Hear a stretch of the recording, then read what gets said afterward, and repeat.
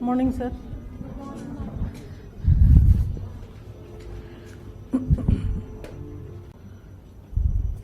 एक छोटा सा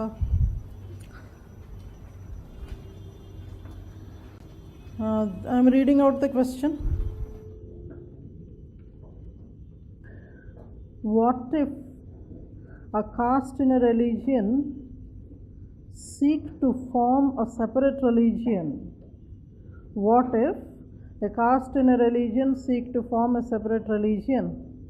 Like the Lingayats of Hindus in Karnataka agitating for a separate religion. What is the process of inclination to a new religion can be called? You understood the question? As far as anthropological terminology is concerned, I haven't come across any term. When he says what is this process called, I haven't come across any particular term referring to this kind of emergence of new religion. But see, specific case our friend was referring to Lingayats of Hindu. Sir, if the new faith is very much different in the basic foundations, then we can totally put it in a new frame of reference. Most of the things, if it is borrowing from the old setup only, there is very little that is new there.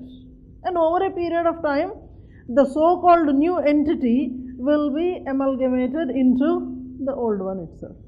Kya hua? No? Long time? Did you understand?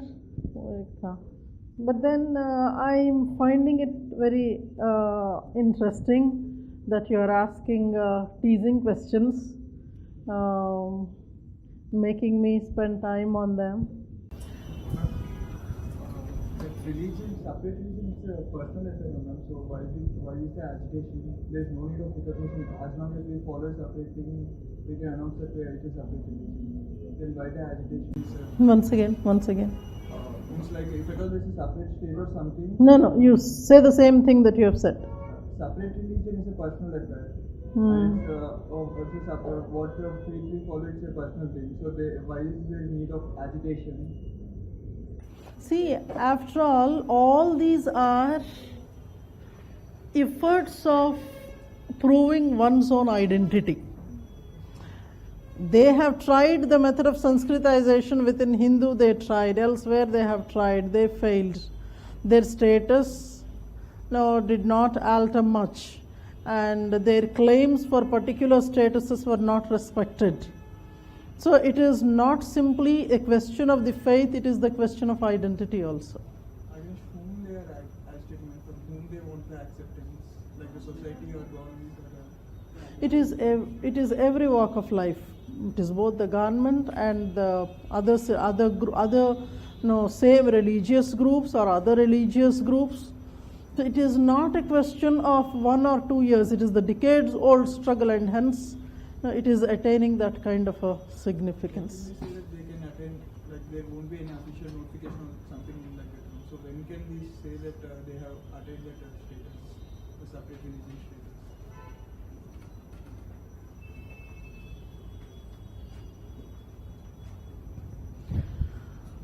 We can't actually say that within this many years of time government might recognize kind of a thing.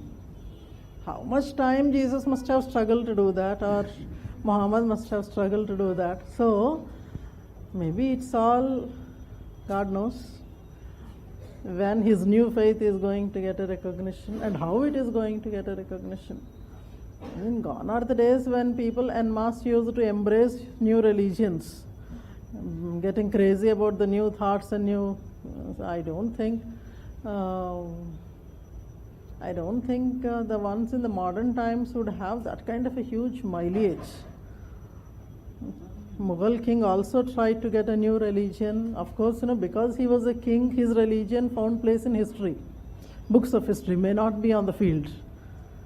So, You said for identity, they have already identity. They are dominant caste. They have political domination. See, what you want may not be understood by others.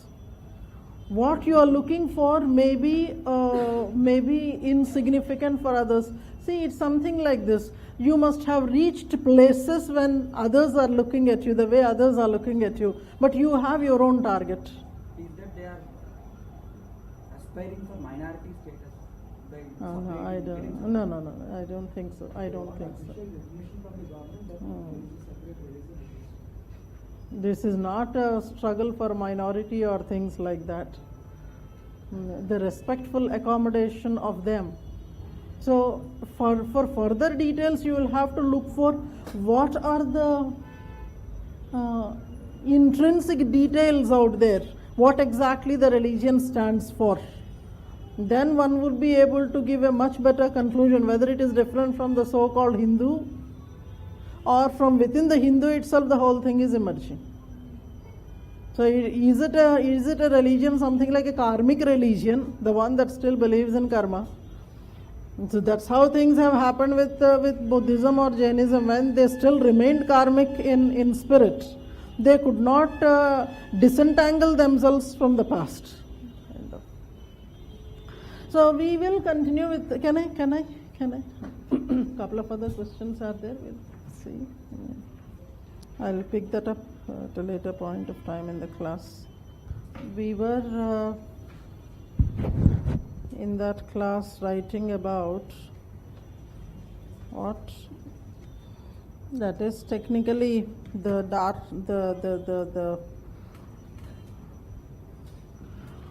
denser areas there with the blue color. I want you to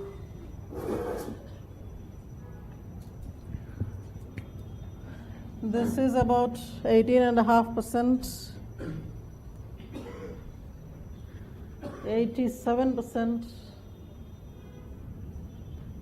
about 75%. Of course, number-wise, they look to be same as this. Number-wise, they are less than the one that we find on this part of the country. But then percentage-wise, we see that. So almost, and here about 88% in Nagaland. So Nagaland, Mizoram, Meghalaya, crossing that 75%, 80, 84%, etc. So it shows that they have transformed into maybe the Christianized states. Certain other things. So you have some places where 20, 30. Arunachal, you have 30. So big numbers out there. I thought I would show you something before I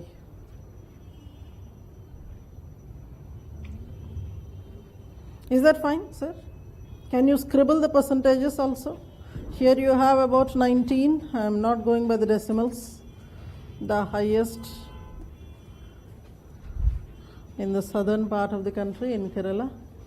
Of course, numbers wise, you see this entire region being a stronghold. Meghalaya, Mizoram, Nagaland, Arunachal.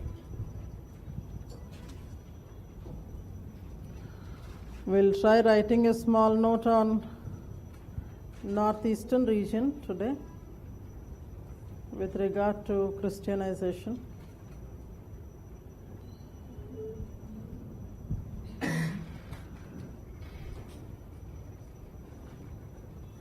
Can I see the last class notes? అంటే అది ఎప్పుడో డస్ట్బిన్లోకి వెళ్ళిపోయింది.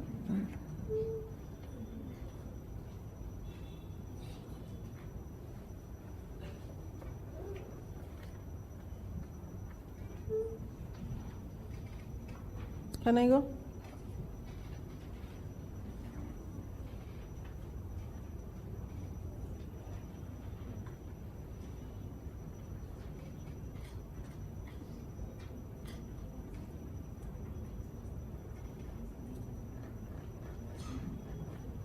Start writing.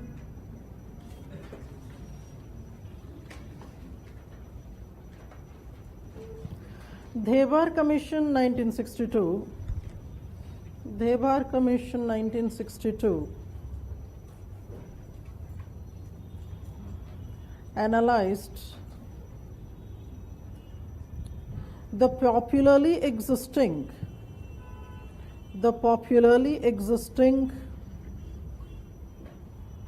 views regarding Christianization.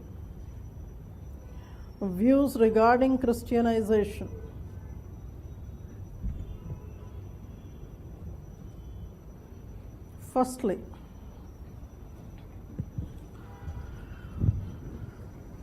it was believed that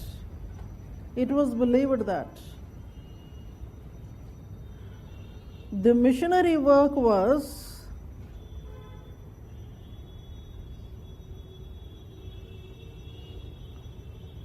planned meticulously,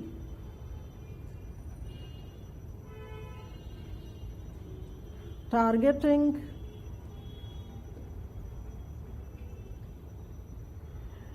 the bigger tribes in the first phase,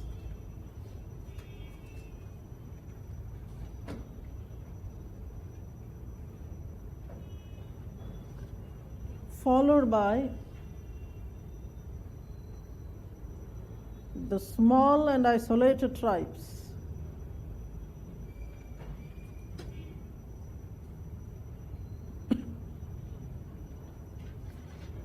According to the commission, and according to Heimendorf,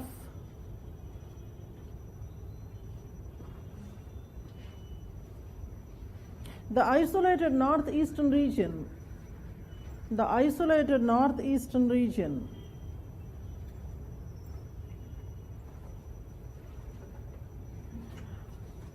were intentionally chosen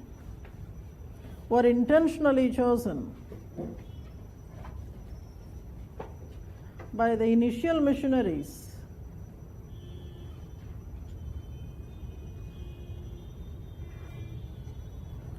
taking the region as a challenge.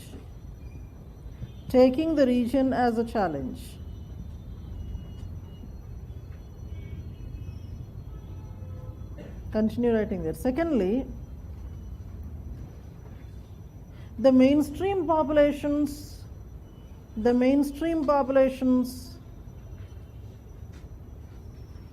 of the southern tip of peninsula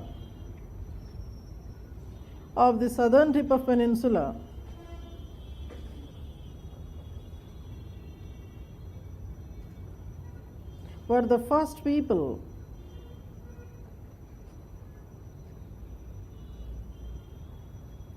to have encountered the mission.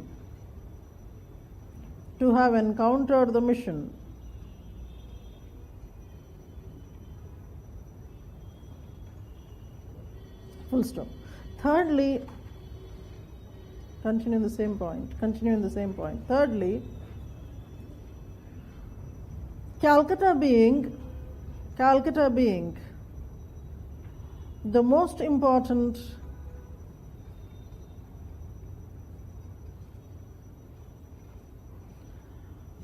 transport link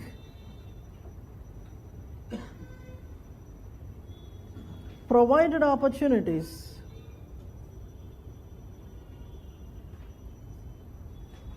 for missionaries to even enter the subcontinent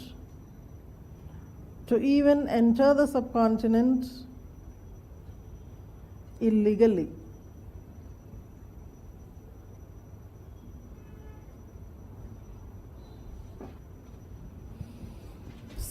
Write the second point. Patronage of the British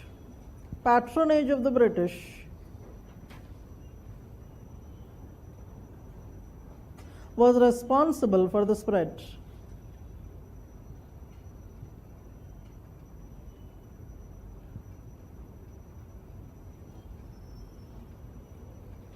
According to Yoginder Singh, Political patronage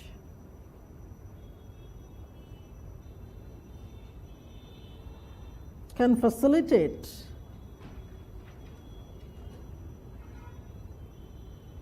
the protagonists of the faith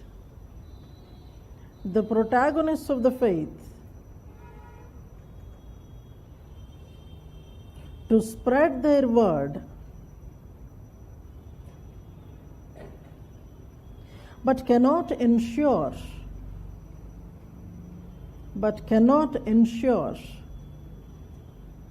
embracing the new faith.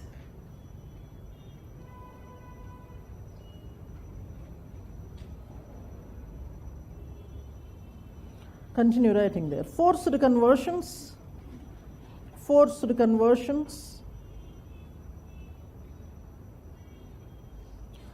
conversions based on economic gains,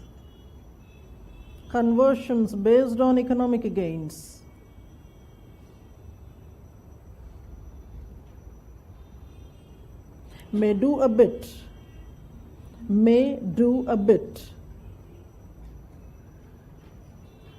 but difficult to sustain,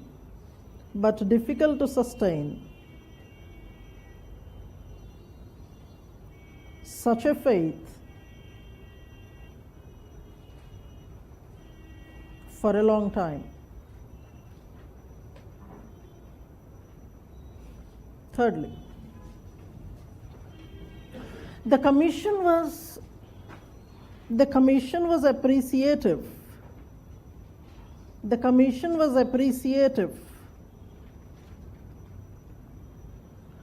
Of the services of the missionaries,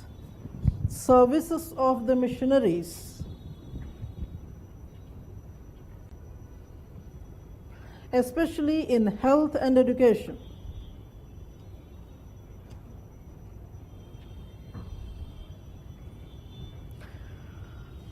In rural areas of AP, Kerala and Tamil Nadu, the missionaries were instrumental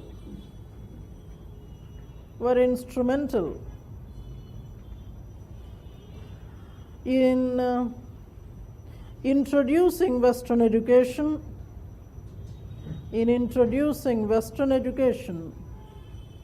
along with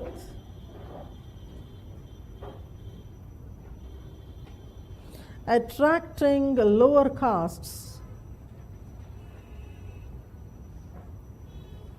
to Christianity.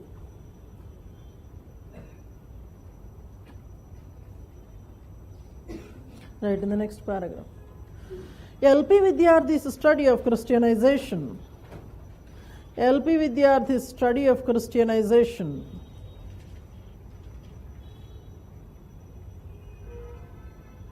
For the tribes and lower castes,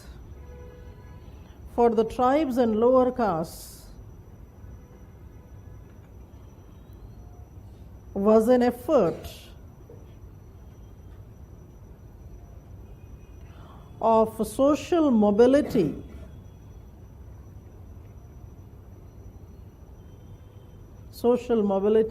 and an effort to create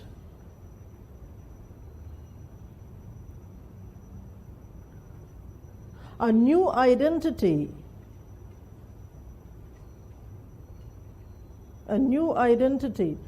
for one's own self.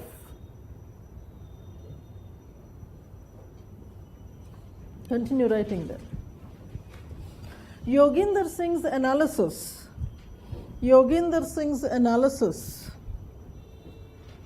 incorporates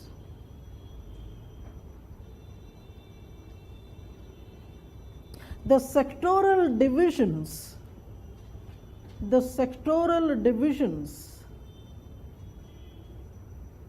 within Christianity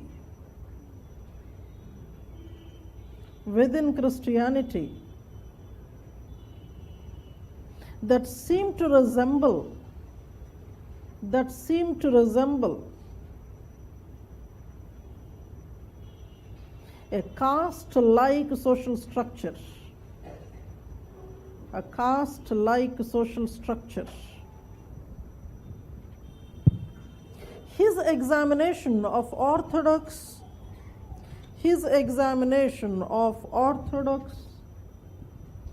Catholic groups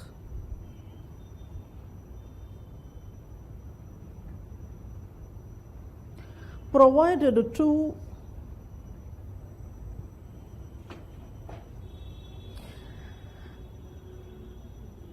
diametrically opposite tendencies, two diametrically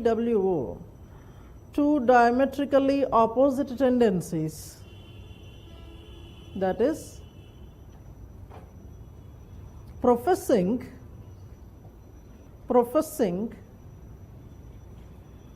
a strict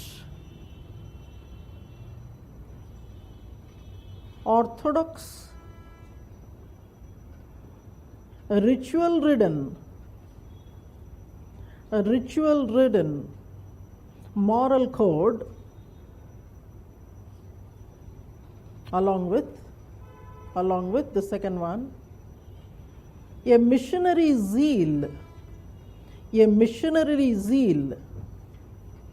to serve the masses.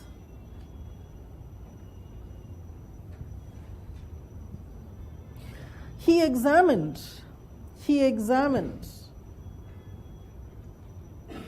the differences in the nature of missions that came from different nationalities.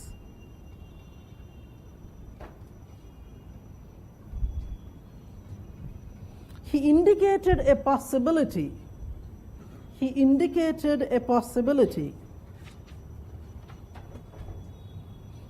of the national character. आप भी नहीं दिखाई दे रहे थे, नहीं? How are you? You're fine.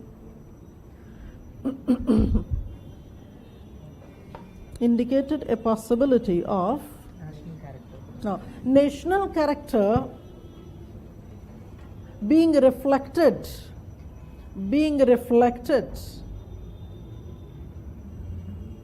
in the religious missions as well.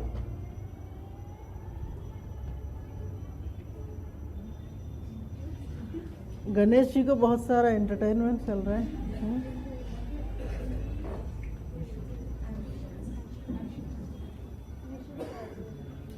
So you had been on the,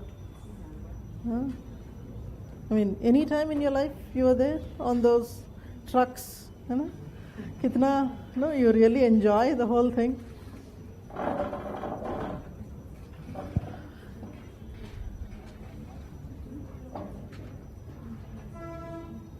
So I have placed a lot of material in your Dropbox yesterday I think. And I think 10 topics I have added. Some of them we still have to deal with, but then some people were actually eating me up very violently. कि इसको कहाँ से पढ़ना है, इसको कहाँ से पढ़ना है. Then I thought, okay, what I generally do is when I begin with the topic, maybe perhaps in the last minute I would want to add something, change something, so I delay it till then. But then several topics related to chapter 4 in paper 2 and races also I have placed.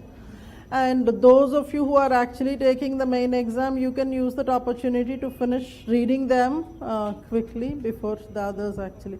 So ये वही बात हुई ना, till I give you, you are actually doing this. Once I give you, I don't know what you do. Kindly today you go through that list of history of Indian anthropology. There is one title. where it starts with one essay, that is evolutionary stages of anthropology, and then huge list of thinkers are there. पहले नाम तो पढ़ लो, big list is there, and then you just try to go back and see the questions which all thinkers were asked. And in that list I think full names are given, don't get confused, full names are given. वो एक था. One more document I have to share on that, that is Indian sociology, some NCERT booklet is there that I will have to share. I have kept that pending. And races also, good number of classifications are there. I thought I would repair that stuff and give it to you, but then I had posted it with about 10 or 11 racial classifications. You need not have to do all of them, only 3 or 4 you will be doing. But then your Dropbox is now buzzing with so much of information. So we have crossed number 50. You should actually celebrate. So once the 50 number is crossed, now is the time I have to give you the sources sheet. Sources sheet, 50 tak mera duty hai ki I fill up the sources sheet. After 50 it is your duty. Aap apna on a daily basis, whenever a topic is coming, you keep on updating that particular table. Likhiye. We stopped where?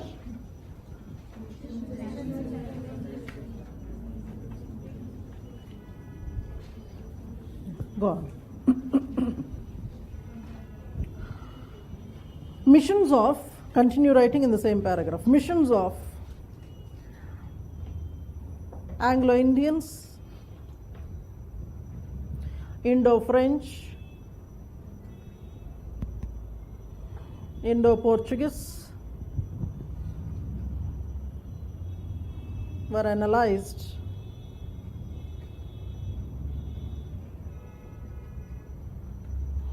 to examine the difference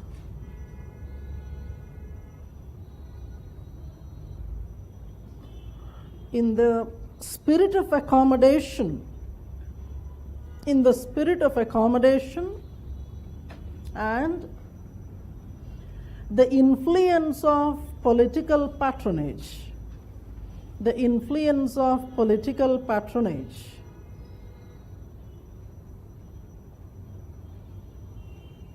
On the spread of religion.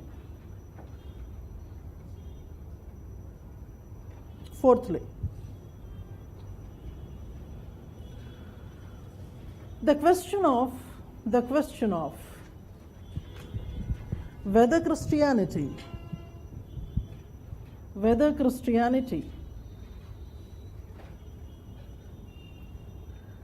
is an integral part of westernization.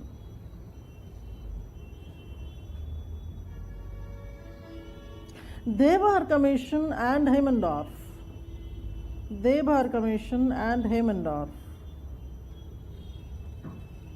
do not totally agree with this premise.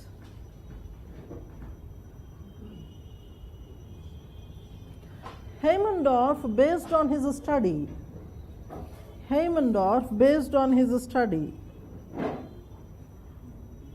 in Nagaland, Heimendorf, ఆయనకి మోక్షమే లేదా, హెచ్చని రాసి వదిలిపెడతా ఉంటివి, time లేదా? Okay, రాసుకో, ఇప్పుడు రాసుకో.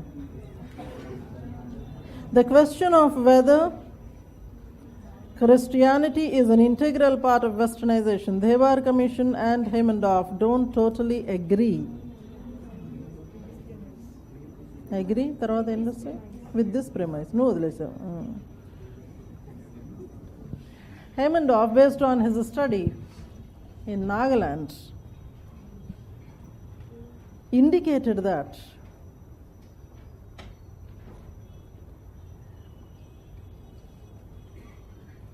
during the British rule,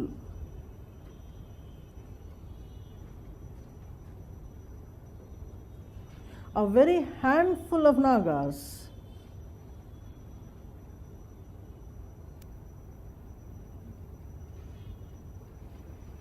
were converted to Christianity. Majority of the work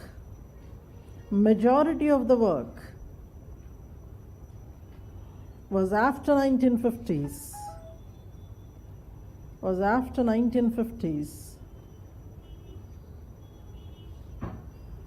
which led to about 80% of them being Christians, 80% of them being Christians by 1980s.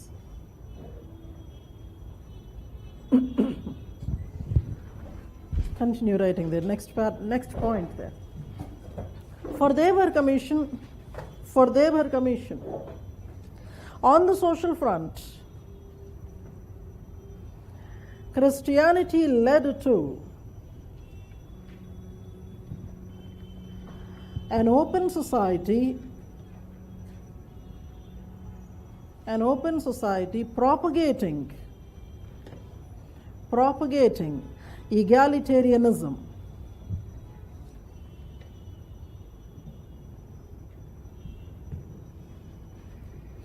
In the situations of failure,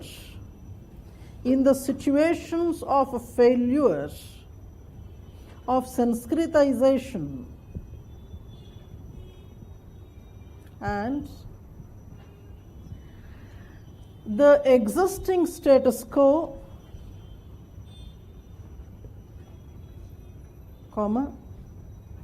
the orthodox basis for status quo,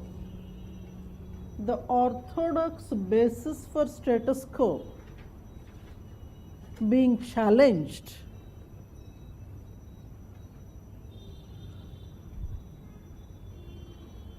Christianity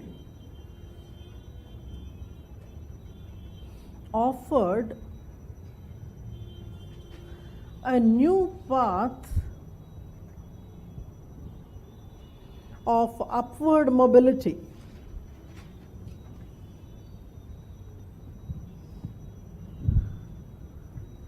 Continue writing there. Arguments such as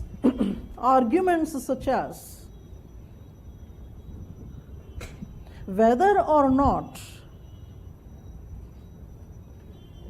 Christianity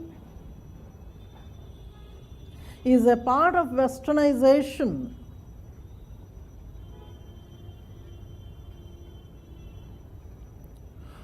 though are still not settled,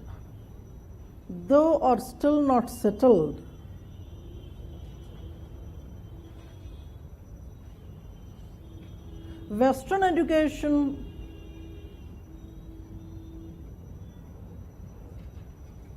and literacy through Christian missions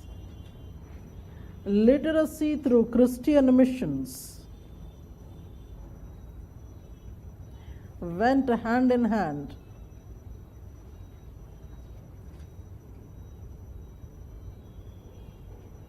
Across the subcontinent,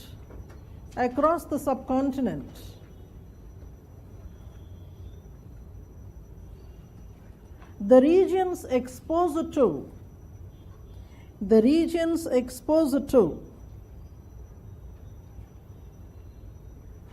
missions and Christians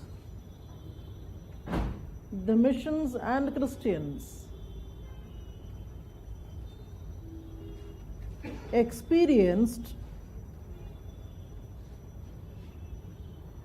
considerable literacy rates.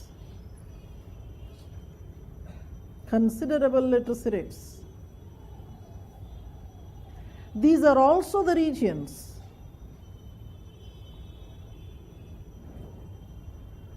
where Dalits and tribals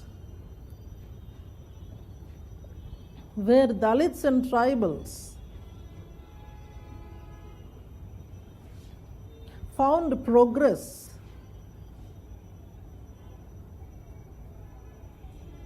in a non-Sanskritic way.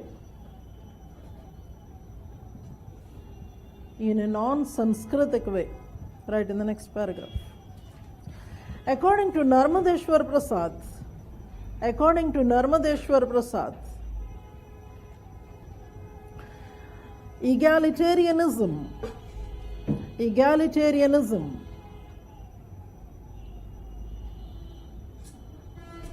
and social justice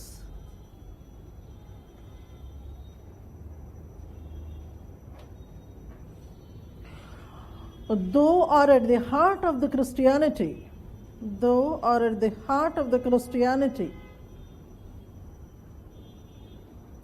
his study in Kerala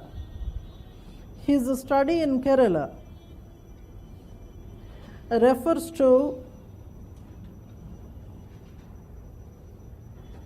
impact of Hinduism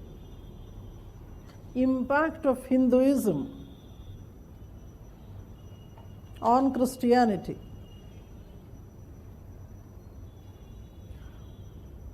In his book, The Myth of Caste System,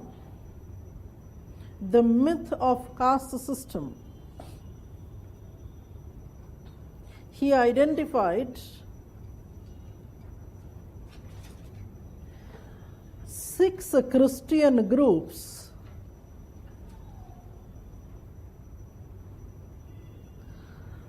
such as Syrian Christians, Latin Christians, Protestants, etc., that function almost on the lines of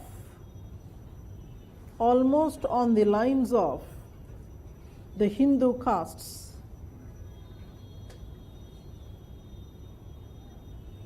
For Srinivas, Dalit Christians experienced a little mobility and gained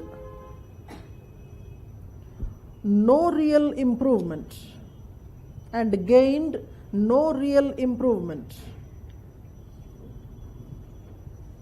He analyzed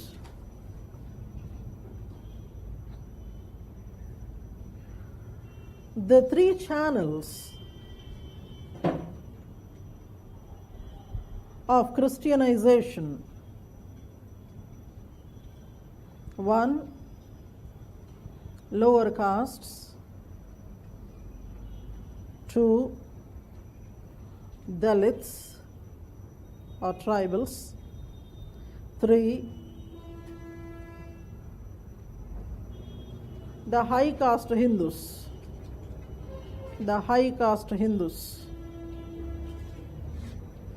He found that with the churches being divided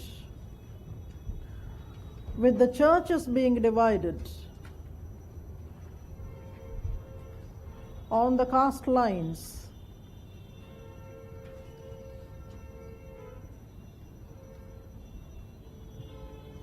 the Dalit and tribal converts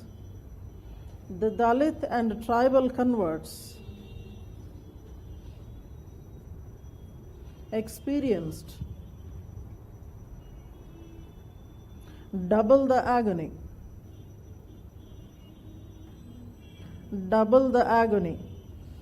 Continue writing there. 1, for being the low castes. 2nd, for trying to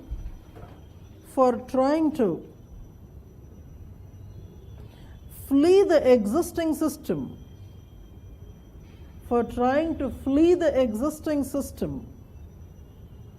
and escaping into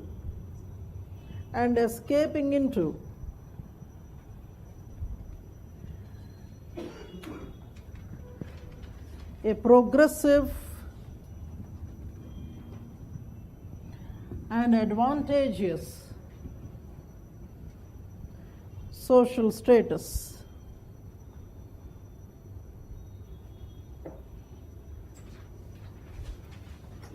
In this sense,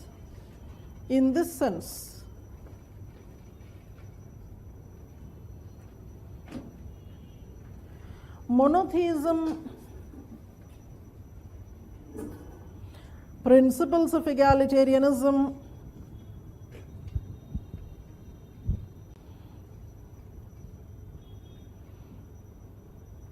that attracted the new entrants,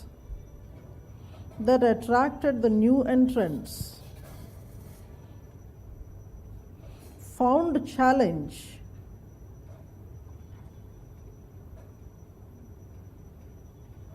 mostly in the mainland populations.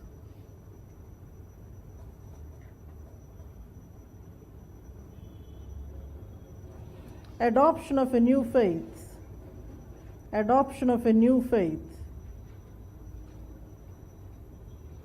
and continuing with it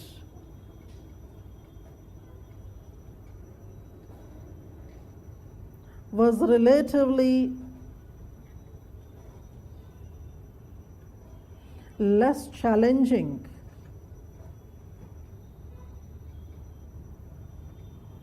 for the islands and mountain tribes of the Northeast.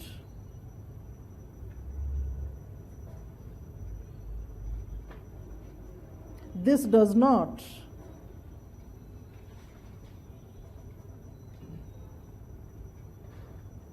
reduce the effort the missionaries must have put up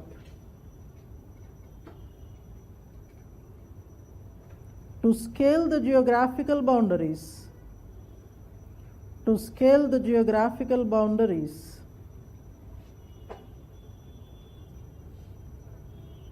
and to find a place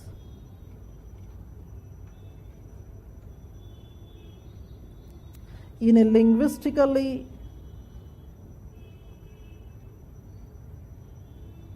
and culturally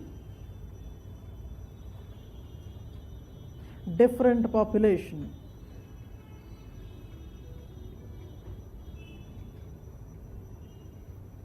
Anthropologically, the missionaries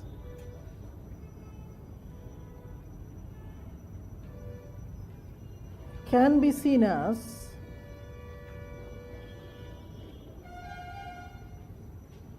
the best participant observers,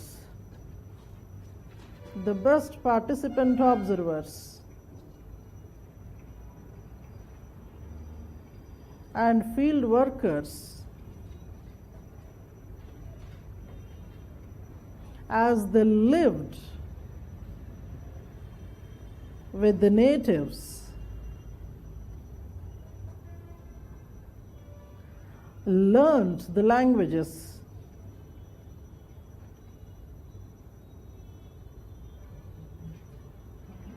but with a different intention,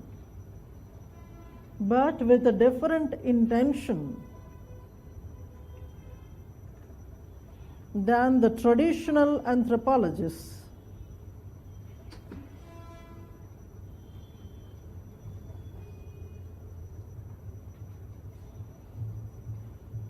The anthropologist's effort is to report the emic ideology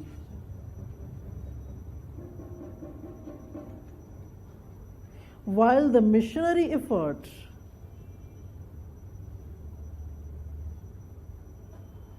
is to convert the emic into etic.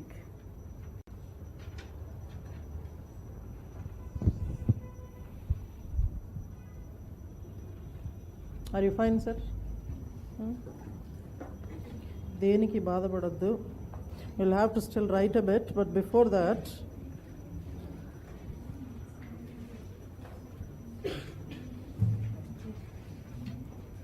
There's a small 10-minute thing, but this man speaks slightly faster, so.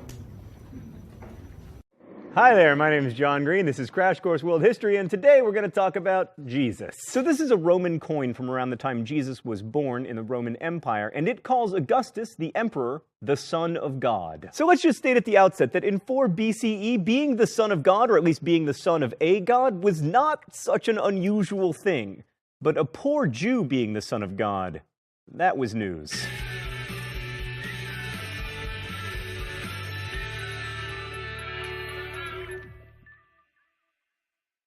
Any understanding of Christianity has to start with Judaism because Jesus was born a Jew and he grew up in the Jewish tradition. He was one of many teachers spreading his ideas in the Roman province of Judea at the time, and he was part of a messianic tradition that helps us understand why he was thought of not only as a teacher, but as something much, much more. Let's go straight to the thought bubble today. The people who would become the Jews were just one of many tribal peoples eking out an existence in that not very fertile crescent world of Mesopotamia after the agricultural revolution.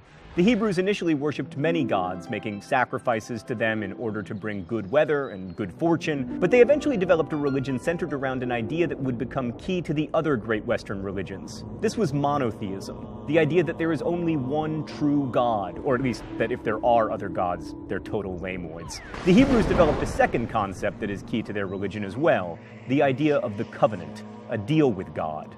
The main man in this, the big mocker, was Abraham. Not to make this too much of a scripture lesson, but it's kind of hard to understand the Jews without understanding Abraham, or Abram as he was known before he had his big conversation with God recorded in Genesis 17. When Abram was 90 years and 9, the Lord appeared to Abram and said unto him, I am the Almighty God, walk before me and be thou perfect. And I'm gonna make a covenant with you and a bunch of cool things will happen, like you're gonna have kids and your descendants will number the stars and you can have all the land of Canaan forever. It's gonna be awesome. I'm paraphrasing, by the way, thought bubble. So God promised that Abram would have kids with his wife, even though the dude was already like 99, but there was a catch.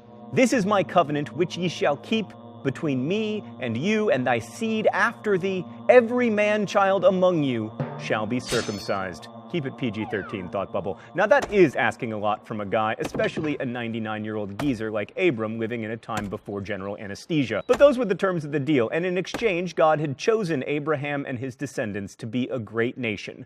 From this, we get the expression that the Jews are the chosen people. Thanks for keeping it clean, thought bubble. So some important things about this God. 1, singularity. He, and I'm using the masculine pronoun because that's what Hebrew prayers use, does not want you to put any gods before him. He is also transcendent, having always existed, and he is deeply personal. He chats with prophets, sends locusts, etc. But he doesn't take corporeal form like Greek and Roman gods do. He is also involved in history, like he will destroy cities and bring floods and determine the outcome of wars and possibly football games.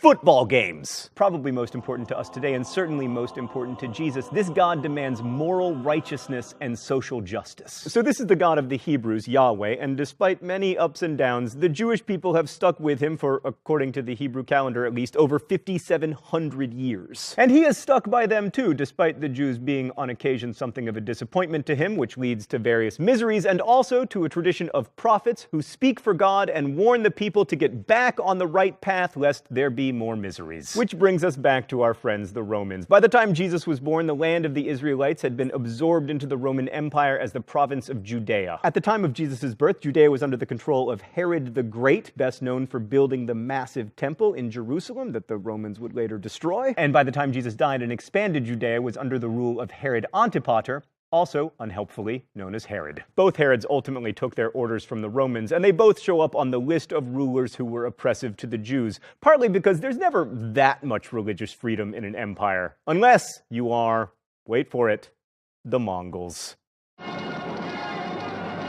Or the Persians. Also, they were Hellenizers, bringing in Greek theater and architecture and rationalism. And in response to those Hellenistic influences, there were a lot of preachers trying to get the Jews to return to the traditions and the godly ways of the past, including the Sadducees and the Pharisees and the Essenes and the Zealots. And one of those preachers, who didn't fit comfortably into any of those 4 groups, was Jesus of Nazareth. Jesus was a preacher who spread his message of peace, love, and above all, justice across Judea during his actually average-length life for his time. He was remarkably charismatic, attracting a small but incredibly loyal group of followers, and he was said to perform miracles, although it's worth noting that miracles weren't terribly uncommon at the time. Jesus' message was particularly resonant to the poor and downtrodden, and pretty radical in its anti-authoritarian stance. He said it was easier for a camel to get through the eye of a needle than for a rich man to get to heaven. He said the meek were blessed, that the last would be first and the first would be last. All of which was kind of threatening to the powers that be, who accordingly had him arrested, tried, and then executed in the normal manner of killing rebels at that time: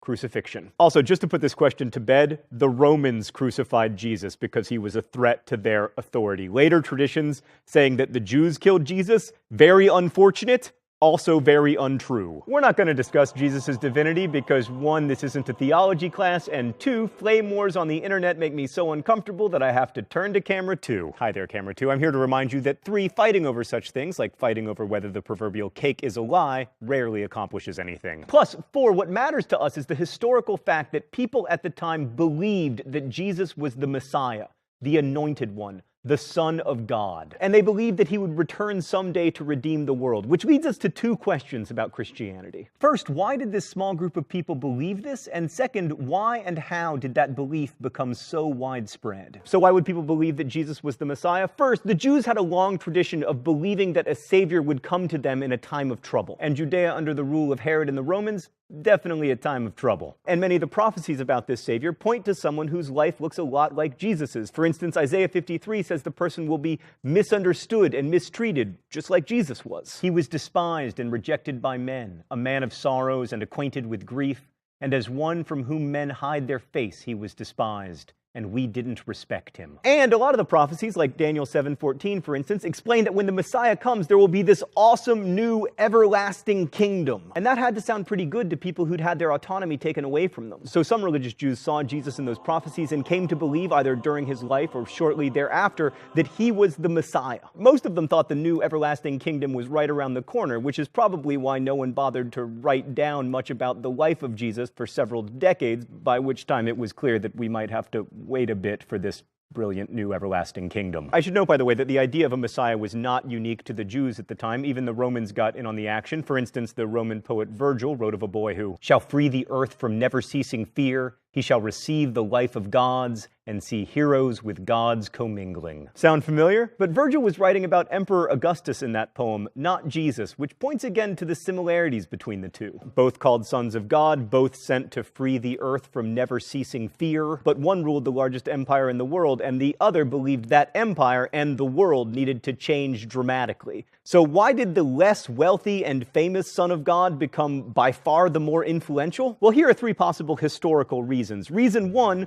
the Romans continued to make things bad for the Jews. In fact, things got much worse for the Jews, especially after they launched a revolt between 66 and 73 CE, which did not go well. By the time the dust had settled, the Romans had destroyed the temple and expelled the Jews from Judea, beginning what we now know as the Jewish diaspora. And without a temple or geographic unity, the Jews had to solidify what it meant to be a Jew and what the basic tenets of the religion were. This forced the followers of Jesus to make a decision. Were they going to continue to be Jews, following stricter laws set forth by rabbis, or were they going to be something else? The decision to open up their religion to non-Jews, people who weren't part of the covenant, is the central reason that Christianity could become a world religion instead of just a sect of Judaism. And it probably didn't hurt that the main proponent of sticking with Judaism was James, Jesus' brother, who was killed by the Romans. Reason number 2 is related to reason number 1, and it's all about a dude named Saul. No, not that. Yes. Saul of Tarsus, thank you. Saul, having received a vision on the road to Damascus, became Paul and began visiting and sending letters to Jesus followers throughout the Mediterranean. And it was Paul who emphatically declared that Jesus followers did not have to be Jews, that they didn't have to be circumcised or keep to Jewish laws or any of that stuff. This opened the floodgates for thousands of people to convert to this new religion. And the other thing to remember about Paul is that he was a Roman citizen, which meant he could travel freely throughout the Roman Empire. This allowed him to make his case to lots of different people and facilitated the geographic spread of Christianity. Oh, it's time for the open letter? All right.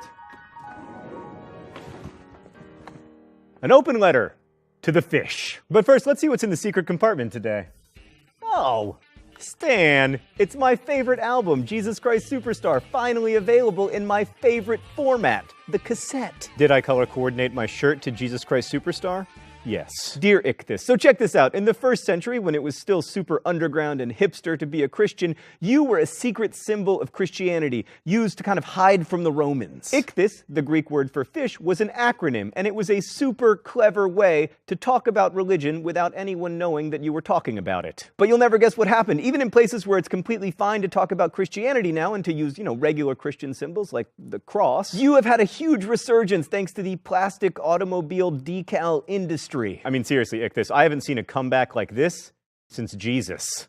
Best wishes, John Green. And lastly, Christianity was born and flourished in an empire with a common language that allowed for its spread. And crucially, it was also an empire in decline. Like, even by the end of the 1st century CE, Rome was on its way down. And for the average person, and even for some elites, things weren't as good as they had been. In fact, they were getting worse so fast that you might have thought the end of the world was coming. And Roman religion offered no promise of an afterlife and a bunch of squabbling, whiny gods.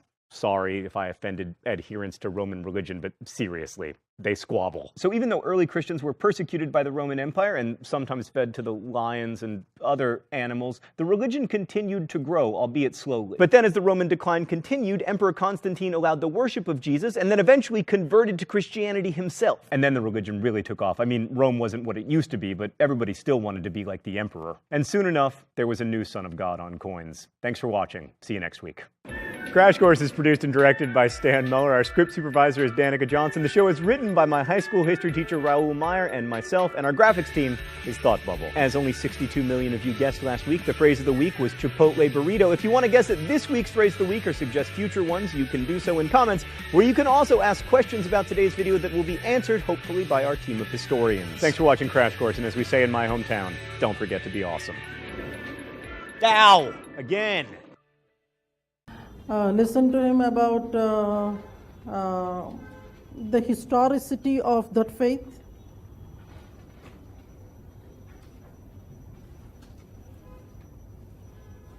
And there is one more. I will be placing this as well in... Hi, my name is John Green. You're watching Crash Course World History, and today we're going to talk about India, which is... That course is really a crash course. What we might actually do in maybe 1.5 hours, he is able to do in 10 or 12 minutes of time. This one is also very interesting. He is trying to compare Buddhism with Hinduism. These two you can watch back home.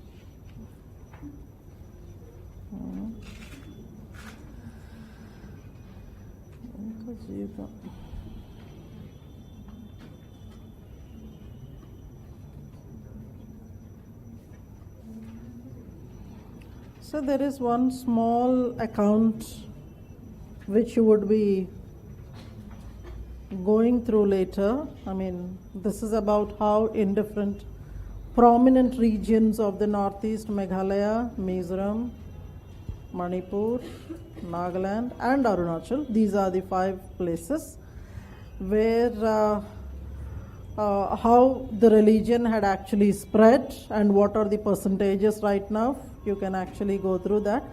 And I'll also be sharing one document with you called Christian Missions in Indian Tribes. That is a document that has given the views criticizing and what are the major problems of the missions in India. Things like, they were not really understanding, they were not really ready to listen to what people are actually looking for. Their own intention, their own end goal was much more important than what the people actually were looking for. So that was the kind of approach the initial missions were actually having. So they give a chronological classification. These are all the things just to have this particular document, especially Christian missions in Indian tribes. It is actually to make you understand a bit more than the conventional writing that happens. Just in case it may be of help to you somewhere in having one, broader understanding, two, some kind of an untoward question that might be asked in the exam. There's one friend of ours was actually writing that बहुत हो रहा है kind of a thing. I mean, बहुत लिखा जा रहा है kind of a thing. But it's okay. I don't take those things seriously. I take them as compliments only. If at all insufficient information is given, then that is a complaint. But if more than what is required is given, then it shall not be looked as a complaint. I really don't mind on that. 30 years ఇండస్ట్రీలో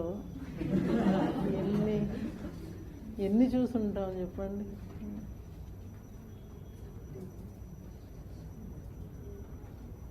Couple of other things.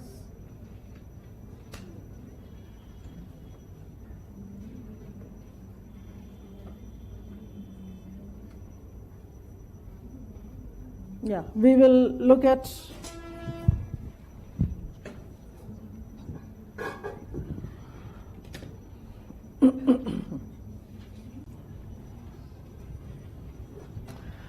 one of the best essays that we must have seen in history. More than anything else, logic can win people. Logic can win arguments. Sometimes logic, irrespective of whether it is right or not, it can convince people what you are saying might be right. That's the reason why many times I tell the student, what you are writing is immaterial, so long as you are able to convince the examiner that you are writing an answer for the question that he has asked. It may or may not be correct, but then the way you are communicating, many times it is so. How many times you must have experienced that the problem is actually not getting solved, but the approach of the people who is dealing with that itself shows that, okay, there's some kind of an interest in. No. Can you draw some kind of parallels between this and Hinduism? What are the parallels between this faith and Hinduism? Belief on karma, The entire samsara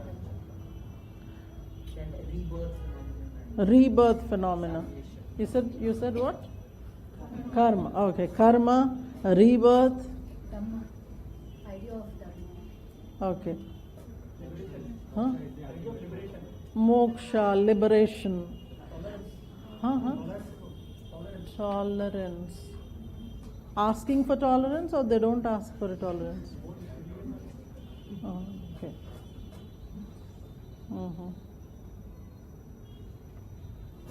Tolerance, I think, is a very relative word, you know. Maybe you can check your own levels of tolerance. What can you tolerate at the most?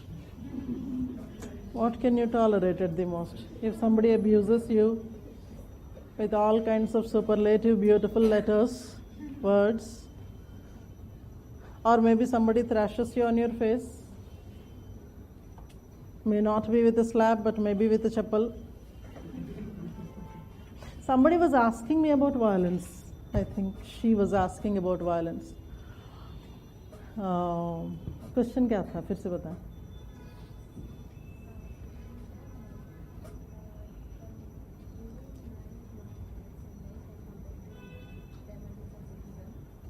फिर से बता. Louder.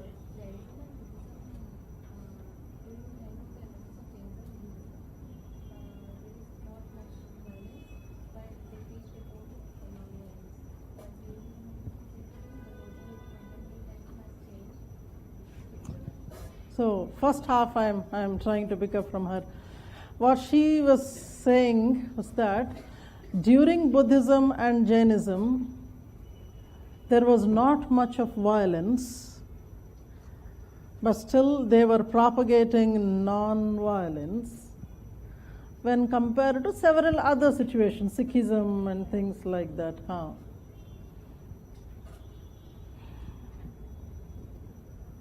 Violence need not always be very obviously observable physical phenomena. There can be much deeper wounds and bruises through several non-violent means.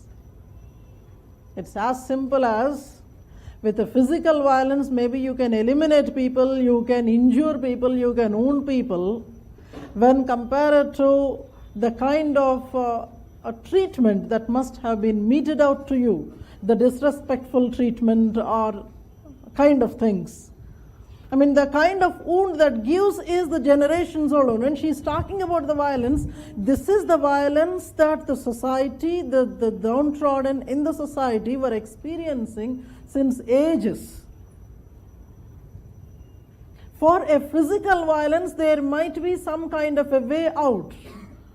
You may do some kind of a medication and then get out of it. But the kind of violence we are talking about in this particular context, that was happening for ages. So do not understand, do not believe that the ones who are outwardly very happy and happy-go-lucky, they need not necessarily be the ones that do not have wounds in the heart. By now we started believing that there are things that are non-tangible, but still people believe. There are several non-tangible things that do exist. Proving them may be difficult. Many times you must have felt this. When you are feeling bad about something, there are people to give gyan to you. But how well one can express the kind of internal strife that you must have been going through because of all that. This is that kind of a violence. One was punarjanma, karma, moksha, otherwise was called nirvana by them. How moksha was different from nirvana? How moksha was different from nirvana? How moksha was different from nirvana? I'm waiting. How moksha was different from...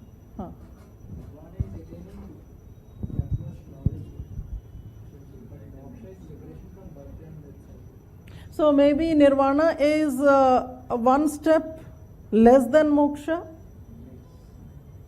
Maybe. Nirvana may be one step less than moksha. First you should get the enlightenment. You should know what is right. See, the whole thing is,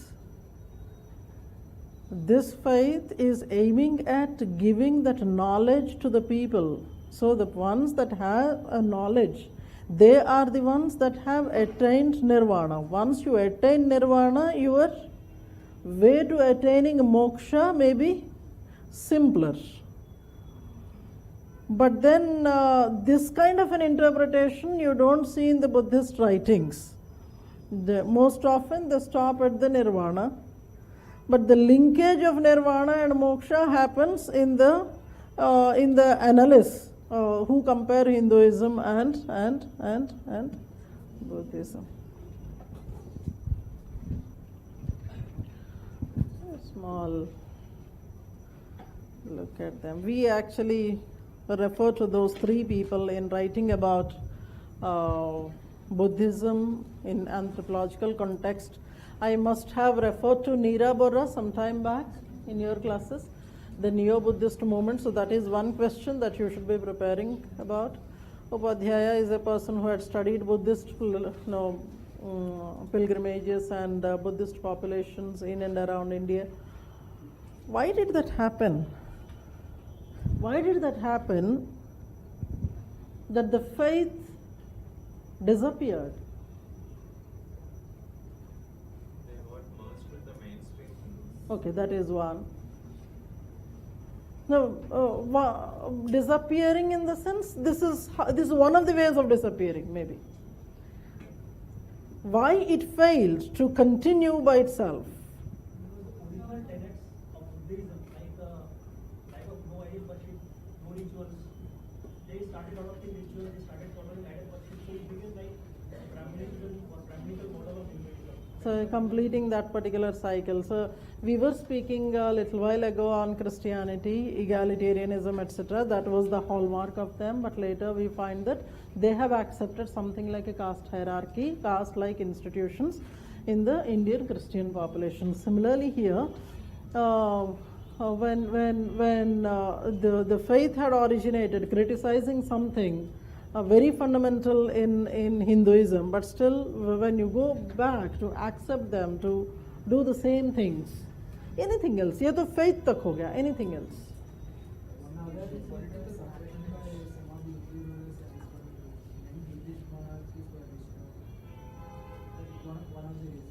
And political patronage disappearing.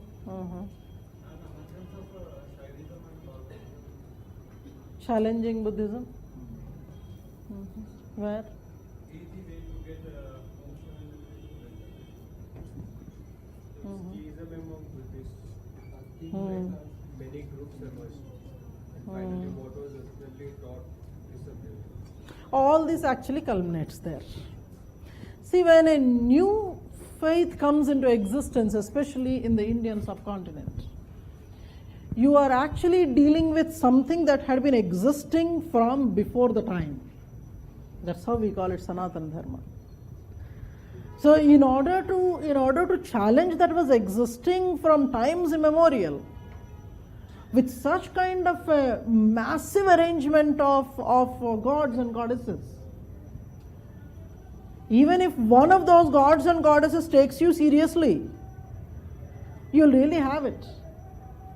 So when you are actually trying to attack such kind of a massive setup, not simply of the human population that is existing in such a huge number in your neighborhood, we are also talking about such a huge pantheon, such strongly established cultural practices.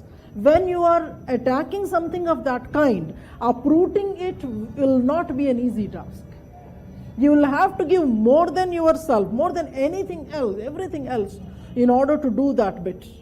And that is the reason why Debar Commission was appreciative of the missionary zeal there. They must have been using all this kind of missionary work to uproot the existing system successfully, and that to sustain for a long time.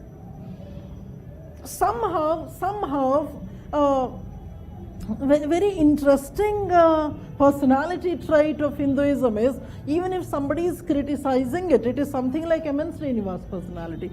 Even if somebody is criticizing, it would welcome the criticism, और तुम भी मुझ में मिल जाओ, kind of a thing, and it would try to give the God's status to the new fellows. So this is how it can, if I'm using the right words, it can attract the new faiths, it can bribe the new faiths, and once again get them back. And maybe that was how the multiplication of gods was also happening there. So I take it as a positive thing, and it takes a lot of toil to deal with such pantheistic religion, with some of them also called paganistic religion, but I don't want to use those words. Those are the cardinal truths. At some point of time, they seem to have been used in Hinduism also.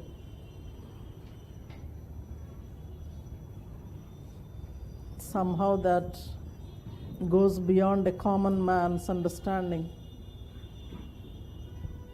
Yes, of course, there is suffering in the world. Suffering has a cause. Suffering can be done away with by doing away with desire. This is one of the Hindu philosophies. It comes slightly closer to Nishkama Karma. There shall not be a desire. As we were saying some time back, desire for moksha will also stop the prospect of moksha. Looks to be very uncomfortable, unreal. Being unattached to what you're doing. So is it something like, I love my God, but I should be unattached from my God, so that I should not have the desire of meeting Him, merging with Him? That looks slightly a difficult one to understand. Maybe a few philosophers alone can do that. I am not getting into that stuff here. So if at all I propagate that, it will be like I prepare for the exam and I am not looking for the results. I do my duty of preparing and writing the exam. I am unmindful of the result, kind of a thing. I don't think we are such, what should I call, philosophers or philanthropic fellows. Those are some of the things that are said in the Madhyamik Mark. This is only to brush your memory from your history reading. Then we will start writing a bit.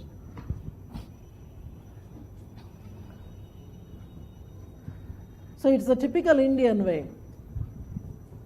Personality-wise, a typical Indian way. You are neither opposing nor supporting anything. You check with yourself. Take 5 burning controversial issues. See what stand you take to yourself. Many times we are okay with anything. Many times we are okay with anything.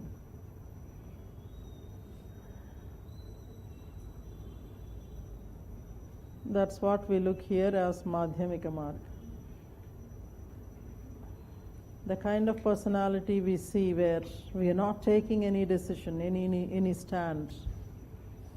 But here you should not do much about anything. Don't overdo. This looks unusual. No other religion must have said this. Don't do too much. Knowledge, reasonable. Speech, reasonable. Meditation, reasonable. But how do you quantify the reasonableness? That becomes a big thing. This was the first version of the religion, but after that we see huge, 2 big documents I would be sending to you for those students who are inquisitive of reading. One is the varieties of Buddhism. Each of them would be running into about half a page and not more than that. There are many pictures there, like Tantricism is there and various others. So initially how the first division had happened, and within that how several other divisions, which of them are close to very ritualistic Hinduism kind of things. This was one. And second one, a question that was asked in one of the UPSC exams, that was Sufism in India. Though I would be sending a complete document to you, I want you to read only one chapter from that document. I share the entire document because I love the front page. I'm sure you will also love it. Generally ये होता है ना, front page अच्छा लगा तो आप किताब खरीद लेते हो. The whole thing you may not be reading, but from that I want you to read one chapter, how Sufism has actually impacted different walks of life in Indian society. But then regarding Buddhism, I'm sure that would be helpful to you at various other places. That document has several details also. There are certain popular things that are said. Buddhism is the one that has molded the Indian. How is Dhamma different from Dharma of Hinduism?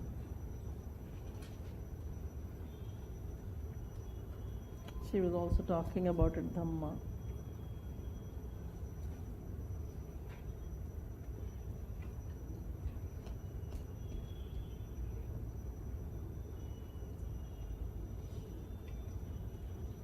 Is the Buddhist Dhamma any different from Dharma of Hinduism, or it is only a small change in the spelling so that you are not using the same term that everybody else is using? And he says Dhamma Vijaya.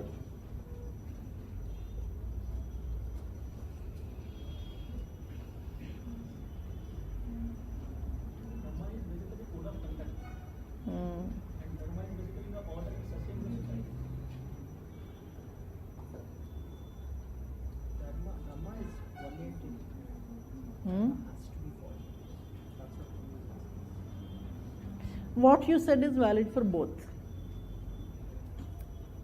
It's both a moral code of conduct. Through the moral code of conduct, the things that you will have to follow are also indicated in. Actually, dharma in the Hindu philosophy is such a huge one. It incorporates so many things within it. And if at all dhamma is seen as one kind of moral obligation by the kings to establish a type of political system, that is also a part of dharma in Hinduism.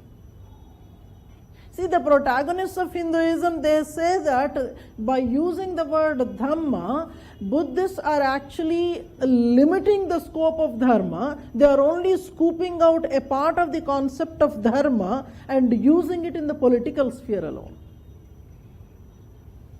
So without complicating, you can perhaps for your exams purpose, you can say that there is a continuation of ideologies, terminologies, etc. in the new religion from the old one. So we see that at many places, parts of Hindu philosophy are scooped out. Like, when we say nirvana or punarjanma or the kind of dharma. And this is one other controversy, Panchashil. Buddhist claim is that Indian Panchashil is actually the influence of Buddhism. Suppose you are not reading this chapter, from where did we get that? He must have been influenced by somewhere. Pardon? Yes.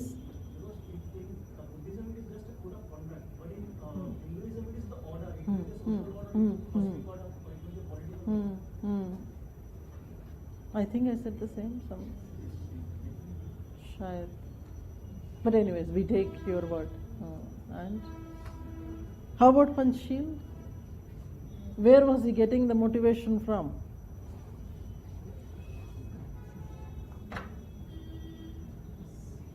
Nehru's Panchashil.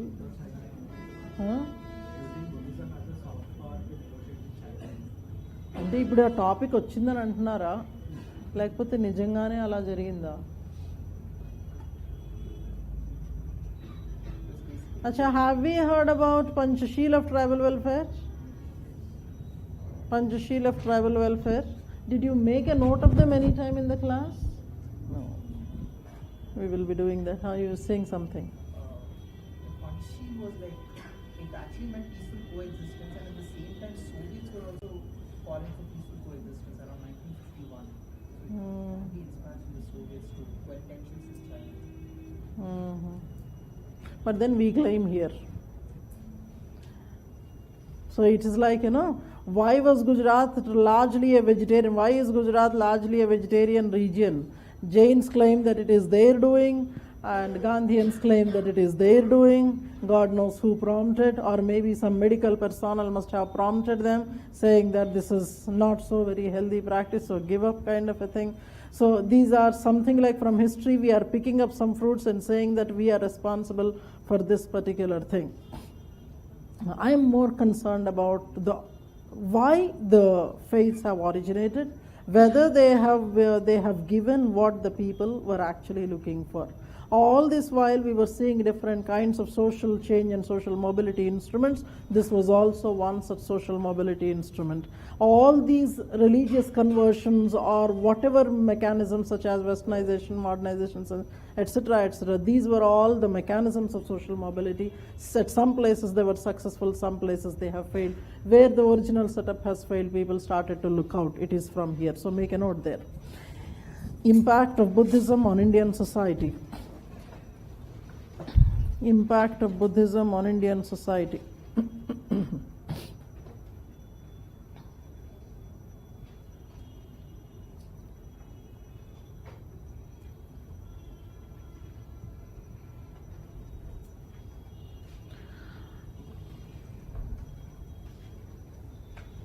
Use of Buddhism, use or adoption of Buddhism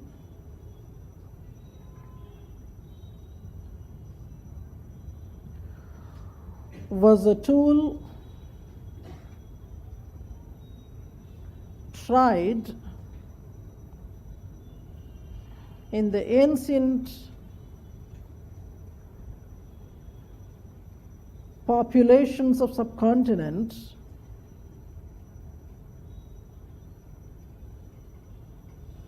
as a mechanism of social change and a mobility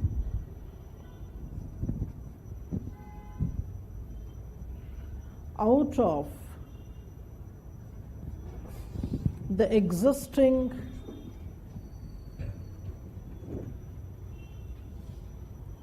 caste system.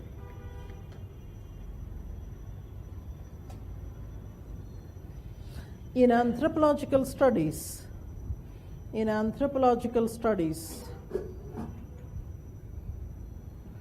two spells of conversions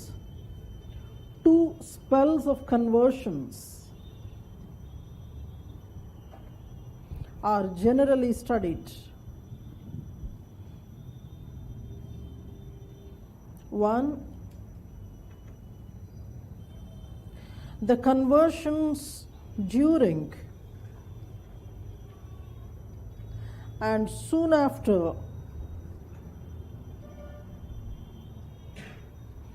Gautama Buddha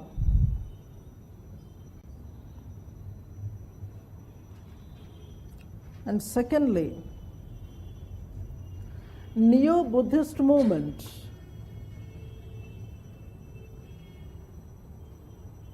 in the modern times under the influence of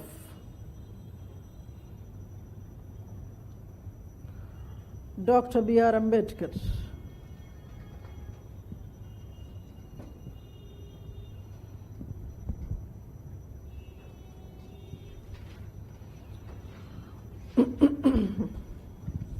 The former was the result of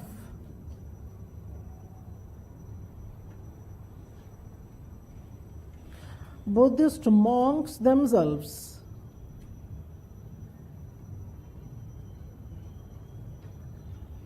and the political patronage.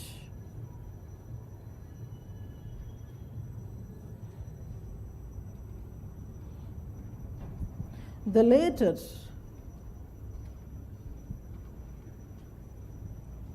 was an anti-establishment effort,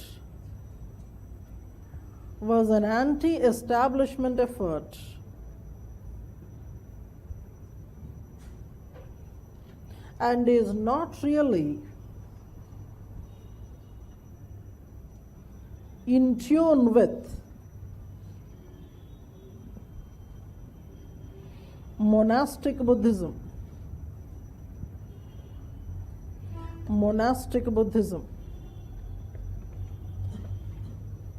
Right in the next paragraph.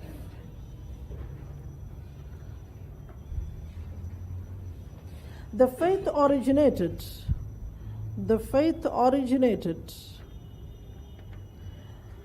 as a Protestant religion,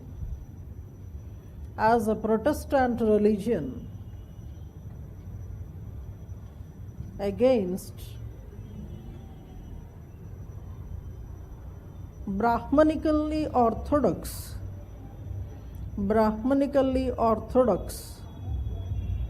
Hinduism.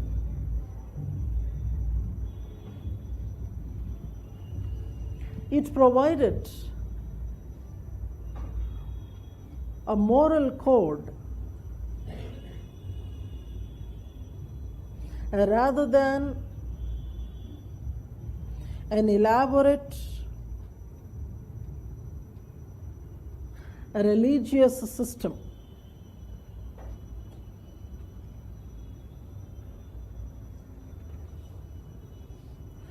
It incorporated in itself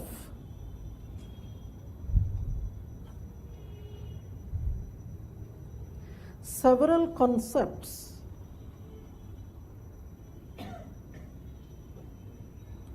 from the Upanishads and early Vedas, such as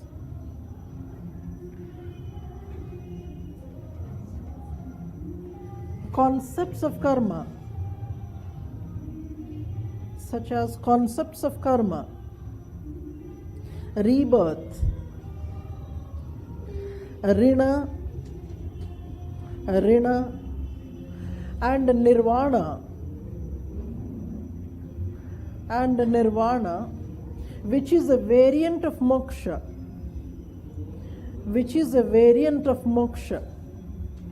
Keep writing there.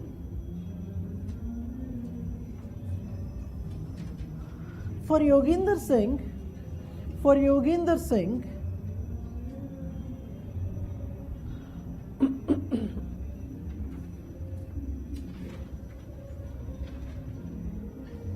Buddhism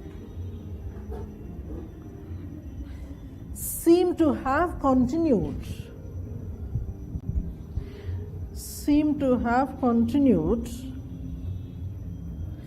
with several of Hindu philosophies,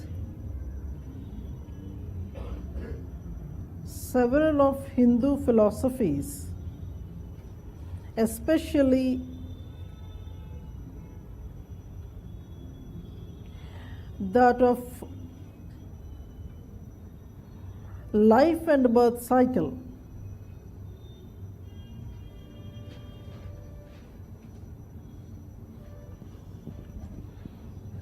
For the low caste,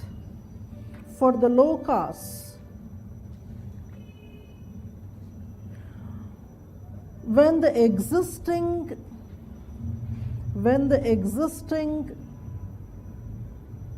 ancient faith was not offering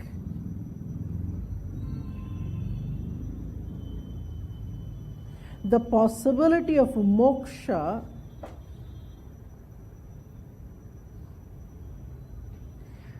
by restricting access to knowledge,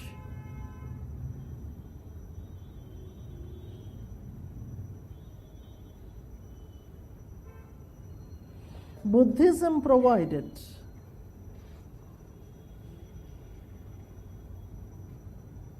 such an access.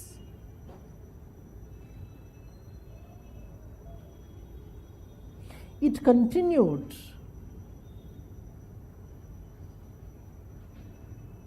with, write in quotes, Jnana Marga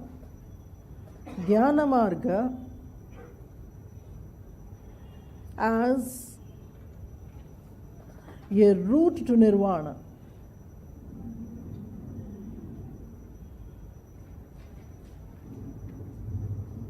You can actually look at this. Whenever any faith comes up challenging something like suppression and inequality, etc., we see that the new faith, whether it is an internal one or something that has come from outside, they try to give the knowledge to understand things. So here that was actually lacking. So the people who were neglected by the mainstream, such as the so-called low castes and also women, they are actually given the position in the religion. You remember there was one question that was asked, there was one story, a lady walks to Buddha and says that you have given opportunity to all the low castes, etc., but women are actually neglected there also, you also have neglected us.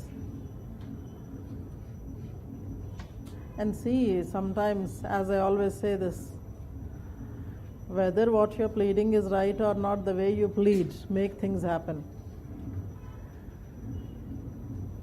Buddha was already a very, very soft fellow. When the female goes there and cries her heart out, he was moved. And he opened the doors of the monasteries to the women. Then he says this: had it been that I had not permitted women's entry into the monasteries, I could have ensured the continuation of the faith for 200 more years. It was as if he knew that the faith would disappear one day. Jesus Christ. చాలా control చేసుకుంటున్నాను నేను.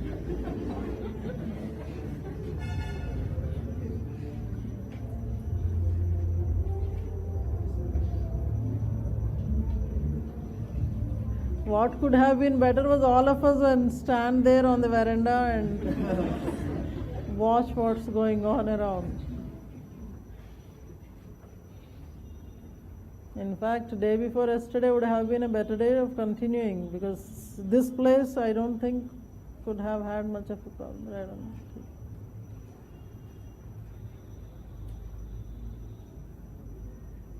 It's like Vishwamitra doing his yajna and Menaka coming and disturbing. And this Menaka is very successful actually. She knows the weakness of Vishwamitra. So every request of the affected people shall not be taken seriously. Maybe that the governments understand this very clearly. Not every request be taken up seriously and solved. Not every problem has to be solved. What if he could have left the female there, saying that no, I'm very sorry, for this Janma this is what it is. Maybe if at all I take a rebirth as a Buddha again, maybe I would consider this request in the next Janma. That he did not do. He immediately agreed. And then here monasteries were open for the women and things like. I don't blame it on the women, but it is the basic human psyche. Things do happen, and many times for our disadvantage. Come down to the next one there.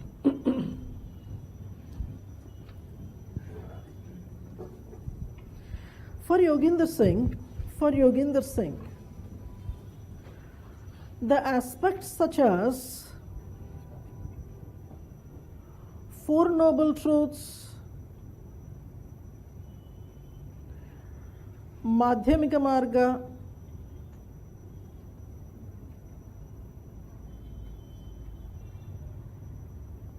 concept of transmigration of soul,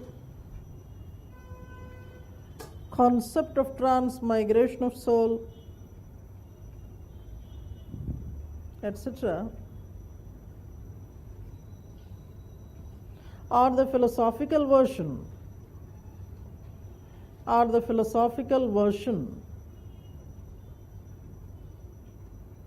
of the new faith.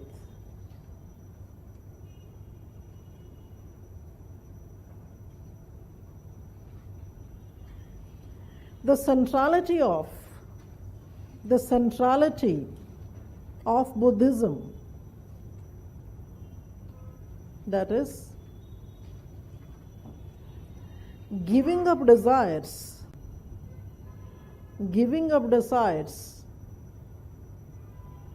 can have lasting influence on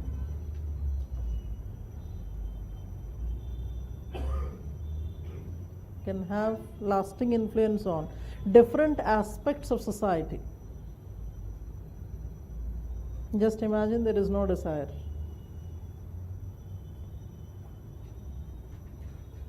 You're not actually moving anywhere. You are more than a vegetable. You are less than a vegetable there. You don't have desires. You have nothing to achieve there. So I think that's where Hinduism gets a A grade when compared to Buddhism. And you say that you should not be having desires. But for them, you can have desires, you can do all kinds of things, you do your duty, but you don't really get attached to the end result. That sounds more practical when compared to. See, many times this happens after you give the exam. If you are going on thinking about the result of your exam, you would have sleepless nights. Very dangerous. You will have to divert your mind somewhere or the other. So I want to use one of our friends on this occasion. They know that I use them very well in the class.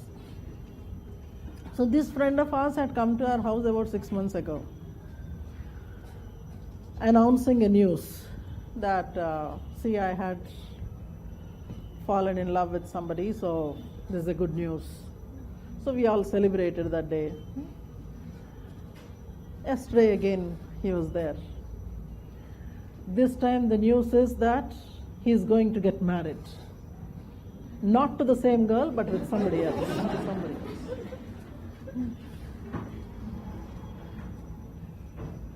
Actually, our place is something like an asylum for the wounded souls. He says that, see, there was a pressure from the family and things like that, so I had to take some other route.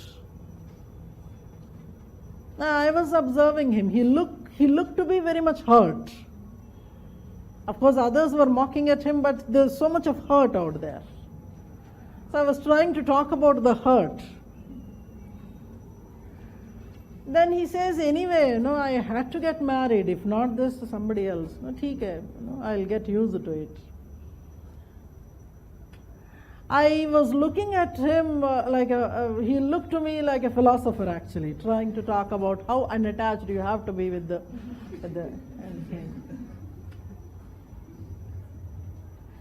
Of course, there are other problems that he was telling us, that it was such a traditional setup that they are not letting him talk to her. Not a phone number given, not a photograph given, nothing, but then it's like, tu mil gaya, bas hai chal andar. It seems the thing was going on for a year, he was not really ready, and suddenly when he is ready, they are making things so very swiftly that, hona hai, jaldi ho jaye, kind of a thing, before this man actually changed. But the whole thing is, how can somebody be so unattached with the kind of agony that you are carrying in your mind and heart? That's really an art, actually. Just imagine, somebody else is there in your mind and you'll have to live with the entire life with somebody else. Close your eyes, you get somebody else, and then around you there is somebody else. I think many of us are traveling in that boat. Not once, but many times. You close, somebody else. You close, somebody else. Kind of a thing. I don't know. I didn't want to talk about that in the class, but then many times unintentionally accidents happen. Keep writing, sir. Politically, the doctrines of ahimsa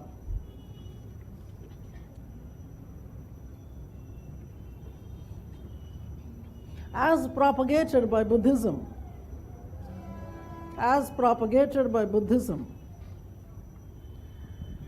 seem to have reduced the conflicts,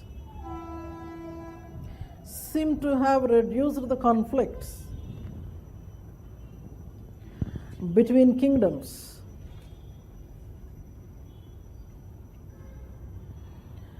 This in modern times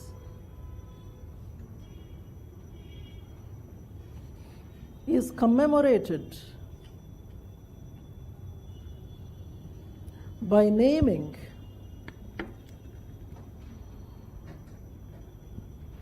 the Indian foreign policy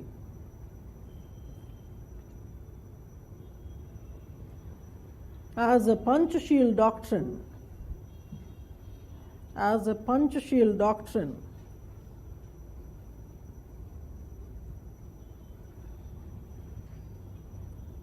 The title technically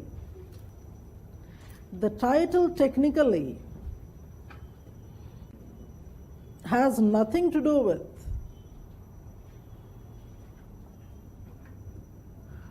the spirit of Buddhism,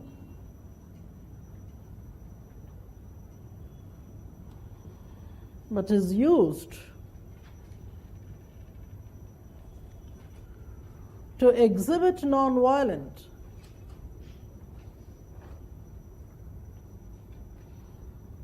humanitarian, and compassionate attitude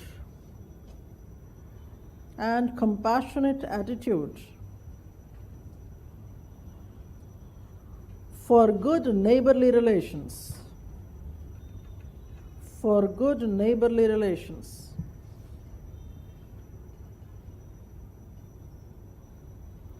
According to Upadhyaya,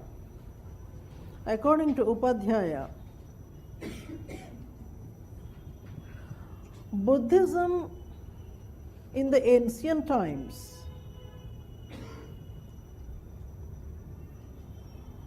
had brought together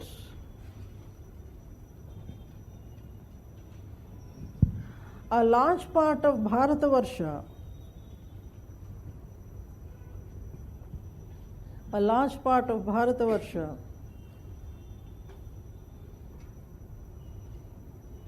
and in modern times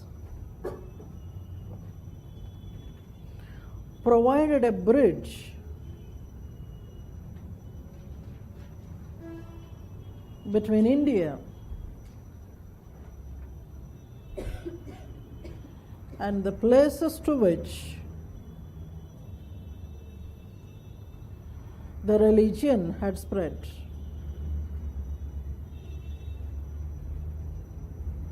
Right in the next paragraph.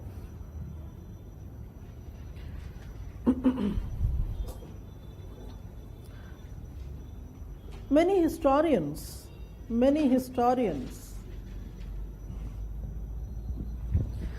trace idolatry of Hinduism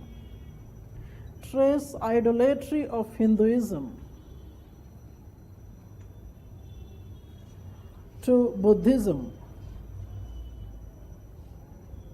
That is, worshipping gods in the human form.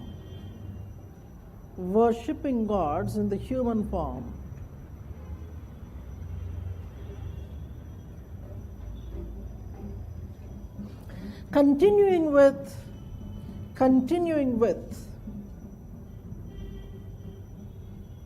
the construction of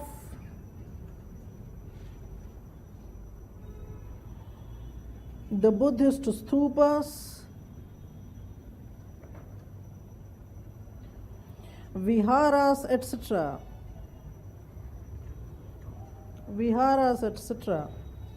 one can see their impact on art and architecture,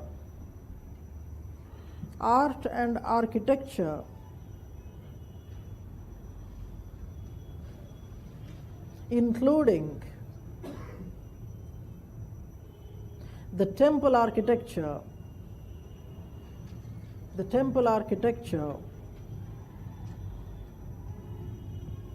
in Hindu society. The typical art forms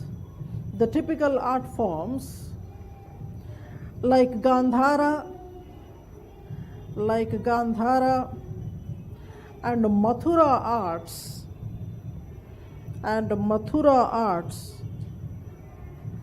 got popularized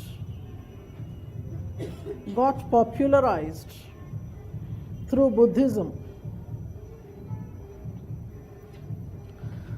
A new wealth of art and culture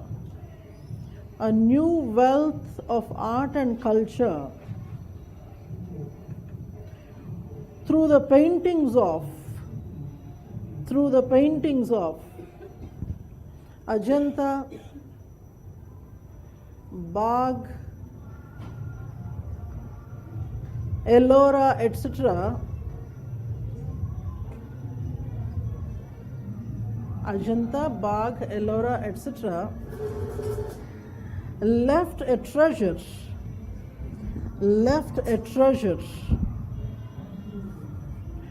for Indian culture and for tourism.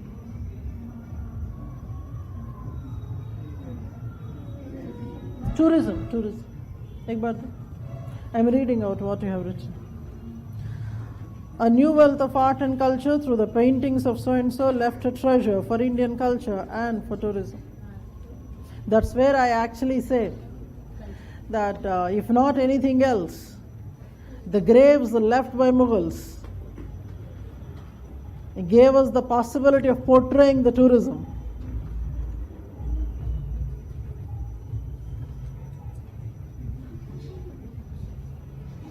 So disturbing. And never anything else, Ramulamma Patlu. Sala, Managagadu. Another thing. Actually, the room downstairs is totally soundproofed. Maybe for such occasions we should ask them to give the room. Otherwise, I myself would go dancing and. Right down, sir. In modern times,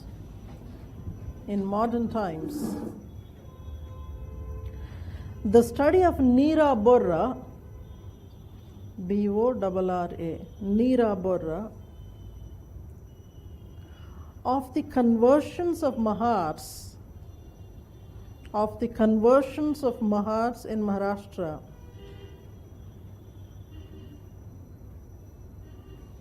provide opportunity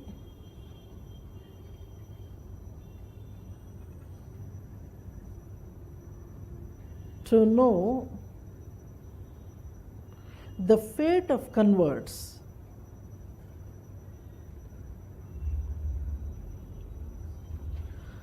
The conversions were engineered.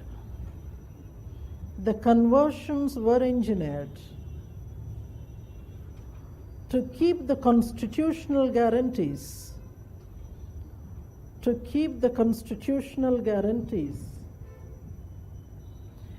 provided by the Pune Pact.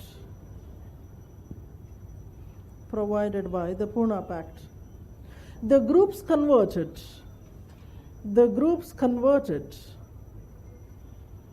to Buddhism in the Neo-Buddhist movement were Mahars, Chamars, and Mangis, M-A-N-G-I-S. The OBC document calls them Mangs, M-A-N-G-S, Mangs or Mangis, right? These conversions led to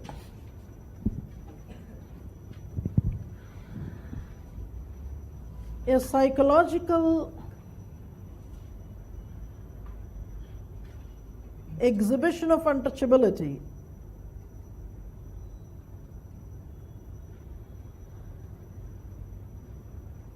Though occasionally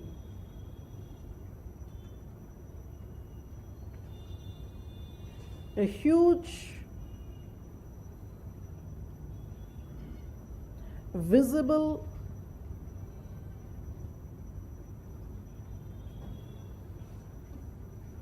following of untouchability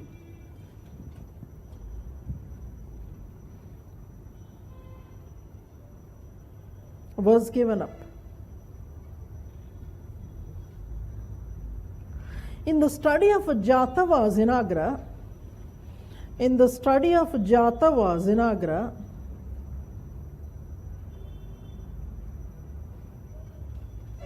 Lynch, L-Y-N-C-H, Lynch referred to the conversions not leading to quantitative and qualitative change in the life of converts.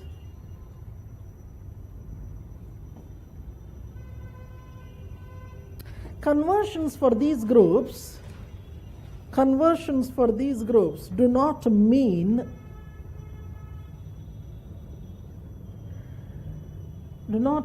adopting the bhikshu status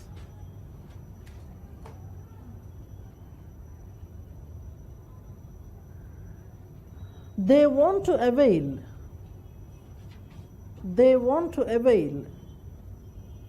facilities of education, better education, etc.,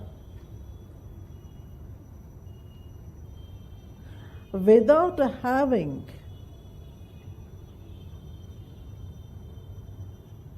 the ill treatment of the caste.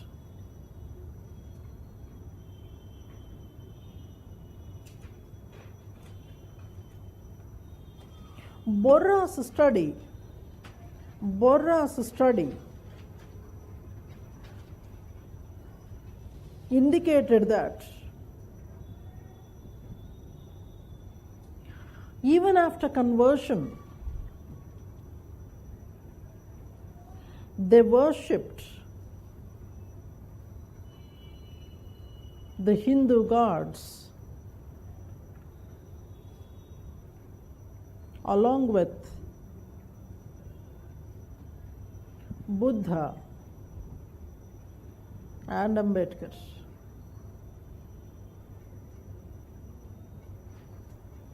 The major difference was giving up samskaras and rituals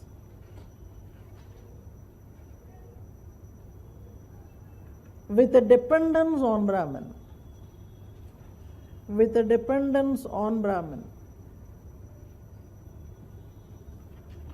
It is forbidden to celebrate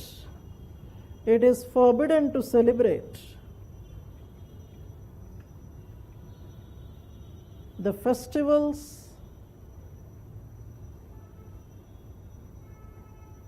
that have a Brahmanical supremacy,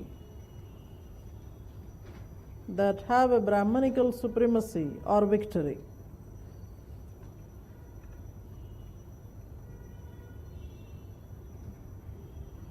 She found that similar to Christian converts elsewhere,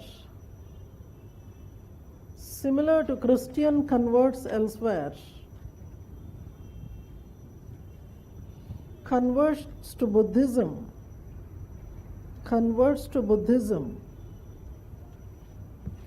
were exposed to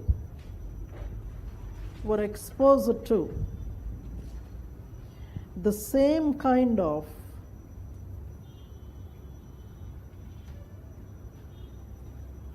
caste treatment,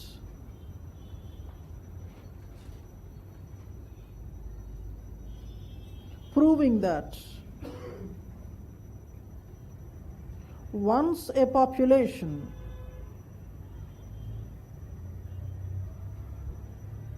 is exposed to caste,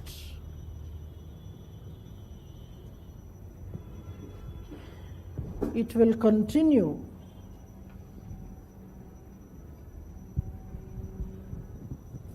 to have caste in it.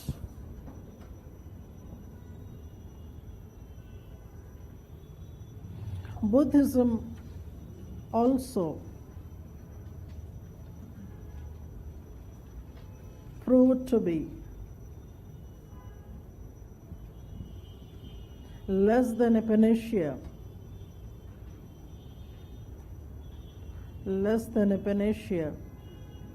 to the caste panacea or a medicine or way out, less than a way out for the caste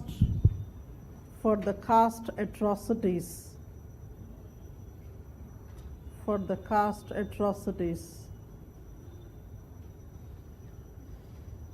faced by the low castes. Two maps I am going to send to you about various tribes that were exposed to Buddhism. So my focus is on the Himalayan region. Sir, as I was telling you in one of your earlier classes, I will be sharing some of the question papers of the other batches and the key sheets, etc., so that you can also have an idea of how. Give me a minute. Said there is this small documentary, Islam Comes to Hindustan. That was a Doordarshan presentation long time back. India invented, Islam comes to Hindustan.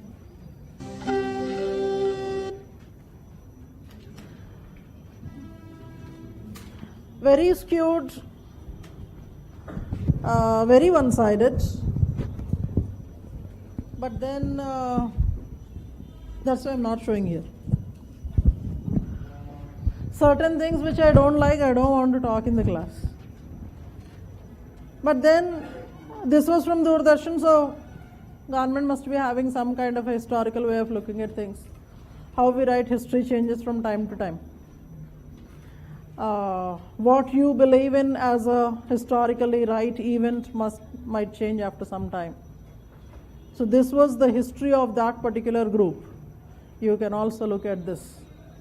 I wanted them to explore the controversial areas actually. How the spread of Islam after, say, the Mughal time, etc. But very intelligently, the time of controversies came, they stopped it. So that's one very unhappy thing. But then isko dekhiye. Sir, suppose a question comes, such as impact of Buddhism and Jainism. How do you think you would approach? Are they different in any ways? Who came first? Which faith came first? Okay. So is it that one was following the other fellow, copying the other fellow, or had it been the modern times, search kiya and okay, these principles, I have this, I'll modify a bit and then do the kind of things. Where were the different? What is the very prominent difference? Two differences. One talks about Madhya Marga. Ji sir? One talks about Madhya Marga and the other talks about extreme austerities. Extreme austerities. Expose yourself to all kinds of penances, so that finally, the protagonists of Buddha, they say that all those kinds of penances were already observed by Buddha, and he found that is of no use. And suddenly he came and sat under the tree and dingmani. Gnana dengalagi. Anything else? One was extreme penances. What's the second one? That is at a cultural level.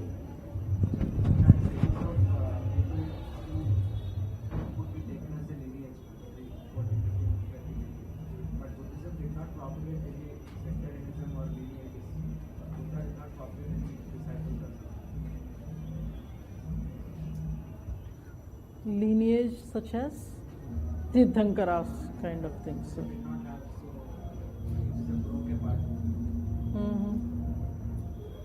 So for you, lineage is good.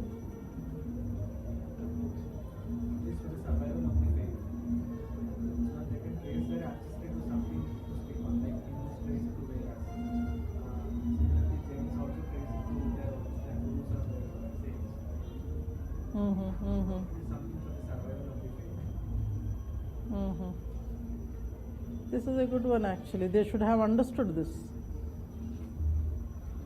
और बताइए. So who are these bodhisattvas then?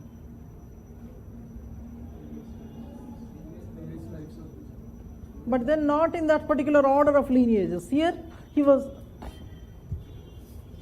it that is it understood this way, that before the birth of Mahavira, these were all previous incarnations of him?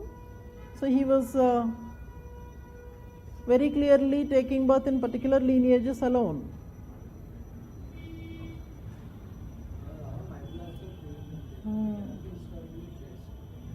फिर भी who is sitting and trying to trace? Or second difference, One was extreme penances, the other one, of course, lineage is there, but other than that. On a social level, Jainism has more successful integration with Hinduism. We see, Why? like many communities that claim both to be Hindus and to be follow Jain doctrine. We see some communities who are actually like in the doldrums. They're neither they claim to be Jains, but they follow many of the Hindu traditions.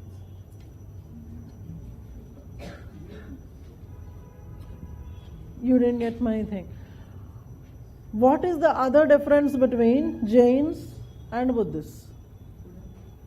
Some Jains here, if at all you are there, you will be in a better position to throw some light. Food habits. Huh? Vegetarian, non-vegetarian.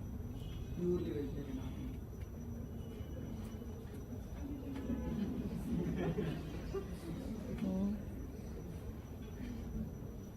Jainism didn't go out of India.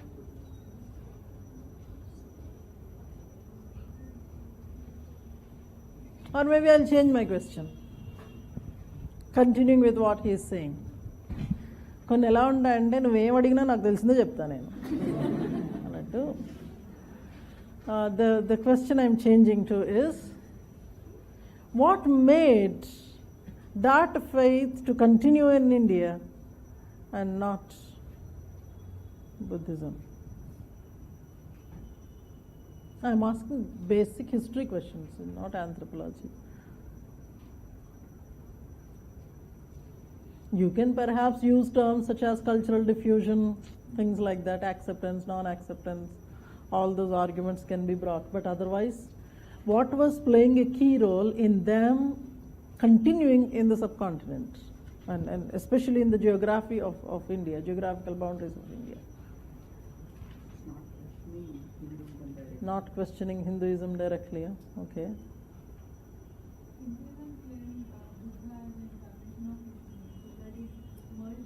Merged into, okay. Mm-hmm. It did happen with Jainism. Okay. Mm-hmm. Anything else?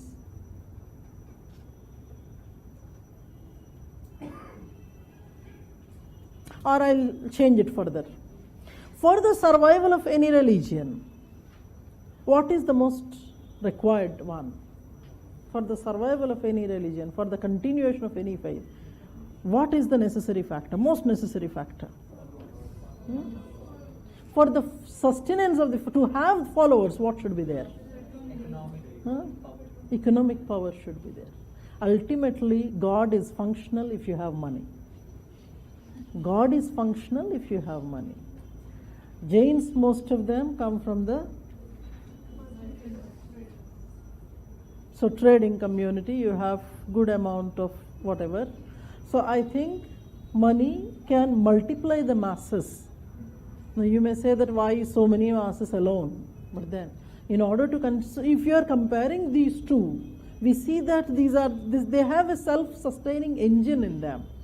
Whereas for the Buddhists, that kind of a thing seemed to be so somewhere when this kind of a group is entering the faith, it is giving strength. And there you can actually see how the missions were also getting a sustenance. Where there is a regular sponsorship, the missions are successful. Where there is no sponsorship and sponsorship stops, you can't expect the missionaries to go foodless and try to propagate. I don't think that is really practical. Anyways, so try writing this question. I would want you to submit that as an assignment. The question is, compare the impact of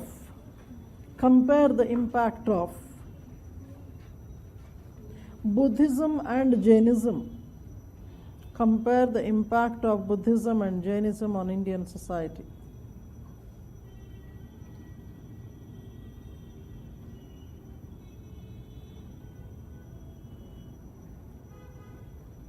Now one very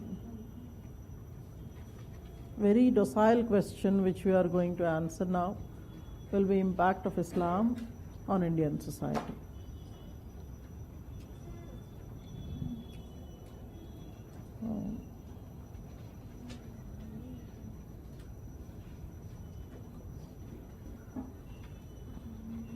First, you tell me where you see the impact. Impact of Islam on Indian society. 5 points. Panchashil, 5 points. Impact of Islam on Indian society. Monuments, architecture. जितने साहे खबर बना दो, and then kind of a thing. Monuments, architecture. Biryani खा रहे हो? हाँ। क्या हुआ? Dressing pattern. बुर्खा नहीं पहन रहे? I should tell you this. I think last 10 days ago when I visited my maternal place. So it's by default that something has to be put on your head. You can't roam around. शैतानों की तरह नहीं घूम सकते हो. So I did that. And my little fellow, mummy ये क्या dress पहना? So first time in his life he was seeing me in the maternal place and then wearing all this kind. So that gave him, I think, a shock of life. कि ऐसा भी पहना जाता है, kind of a thing. Or and what? Poetry, art and culture. That's the most beautiful thing, I must say. Poetry, art and culture. ये सब तो खैर. When I said docile, you really made it very docile. What else?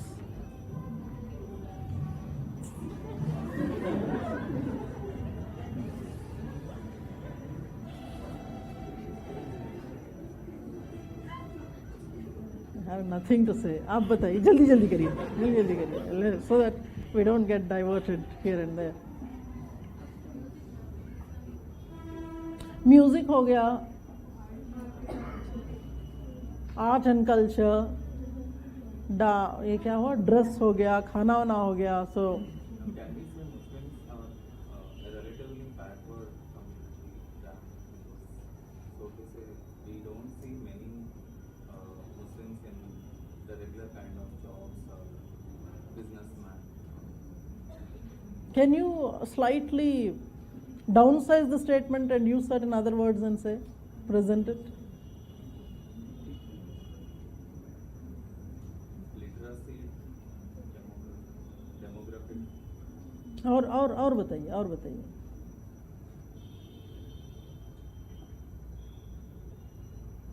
I don't want to rattle the entire Sachar committee thing here. But one basic problem here is the lack of middle class. A huge middle class that actually exists in the rest of the country. There's a large gap between the very haves and the have-nots. There are, on the one side, you have the palatial structures wherein they inhabit, live, kind of things, when compared to the ones that are supposed to be.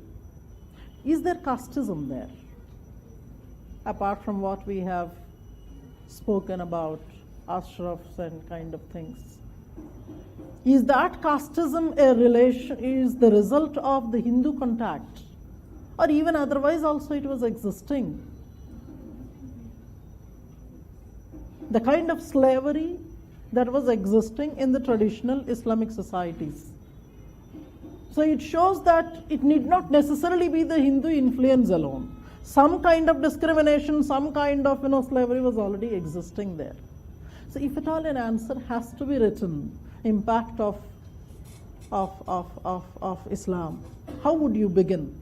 Is the impact positive? अभी आपने जो कहा इससे तो बहुत ही positive लग रहा है.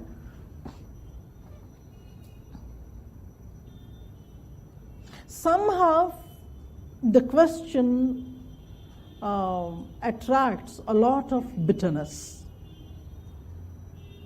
And if at all you are not taming your bitterness, attempting the question will be dangerous.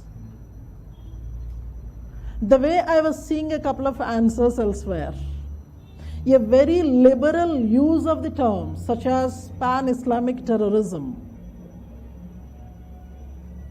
would result in agonizing marks for you.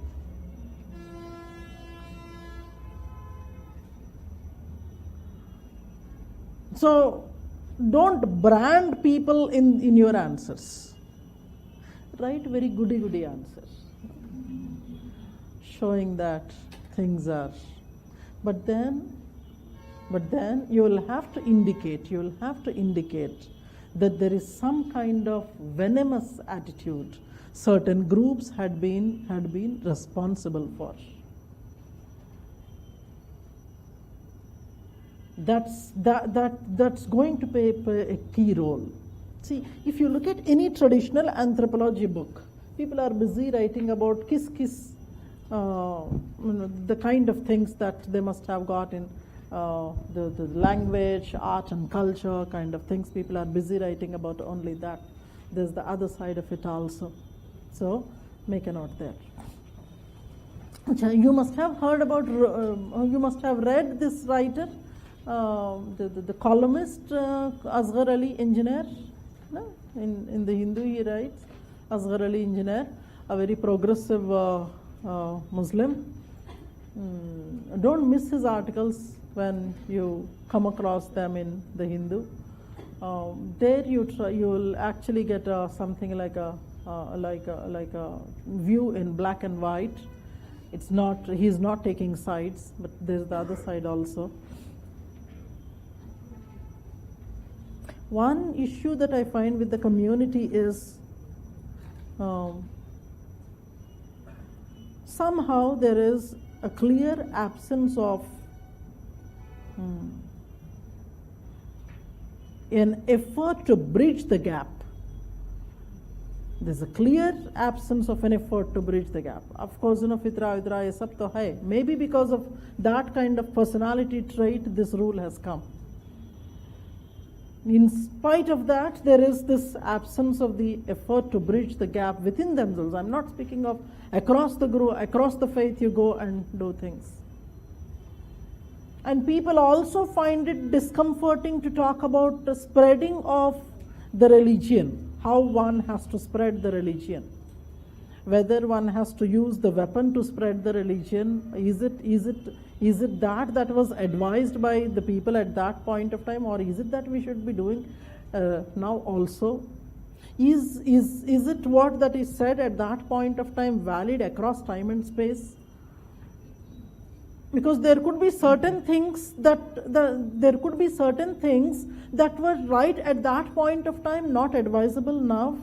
I give you one example of one of our friends who had faced the UPSC interview. She was there with the full burqa when she had gone to attend the interview. So naturally, the interview had to be on that.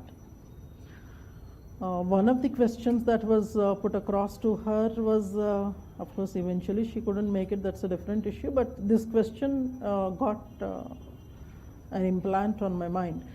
The question was why she was wearing,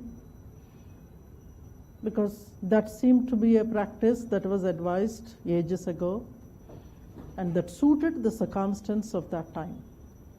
Actually, it all started with a question, why hijab kind of a thing. So the lady was answering by saying that the kind of circumstances that were existing in Arabia at that time, security of women was an issue. So in order to see to it that the women do not become a target of the enemy tribe, they were trying to have this kind of a.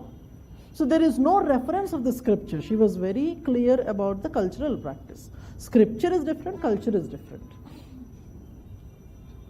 And then the question turned to her naturally. So those were the circumstances under which the system was there. Why is it that now you are wearing? She was very clear that she still finds the insecurity in the society. She feels the insecurity in the society, and hence she opted, not religiously, but by her own conscience, that she should be continuing with that kind of an attire. It is, according to her, nothing to do with religion. It is a personal security issue. Maybe I leave that there with you so that you can think whether that's a right answer, right approach. When somebody was saying that attire was something that was dress pattern, etc., was adopted by the Islamic societies, maybe some of the populations were starting to use the hijab, maybe because of that security kind of a thing. But of course, the hijab itself is being misused in several ways. That could also be one. Or branding people based on the attire is also something that you can see. I'll be sharing something about this in the future classes towards the end of your course. Now you write down.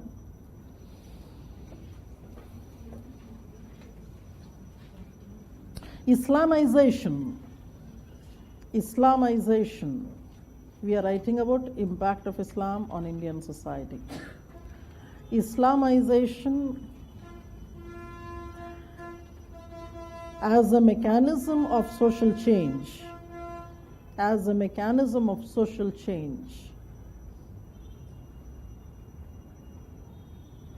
In India was presented by Yoginder Singh.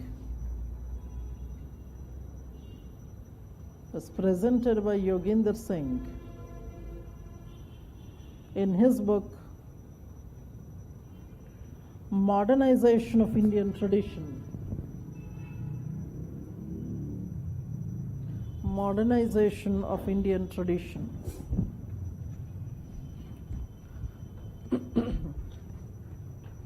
He incorporated, number one,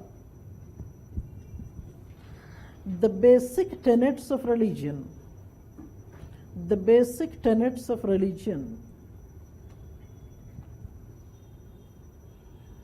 As were propagated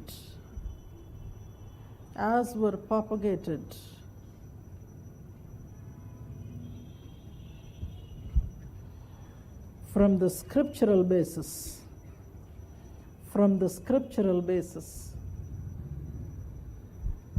Secondly, the divisions within the faith,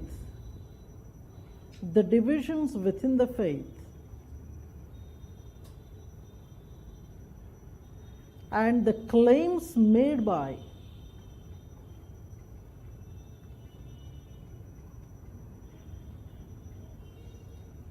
each sect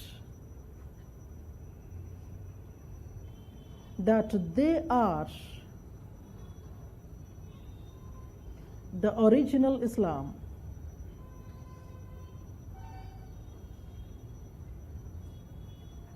Thirdly, Islam in the modern times,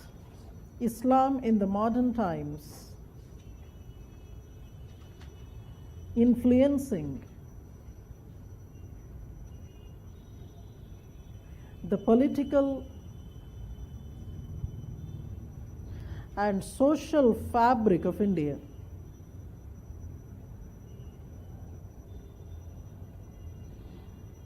Fourthly, the role of liberal Islam,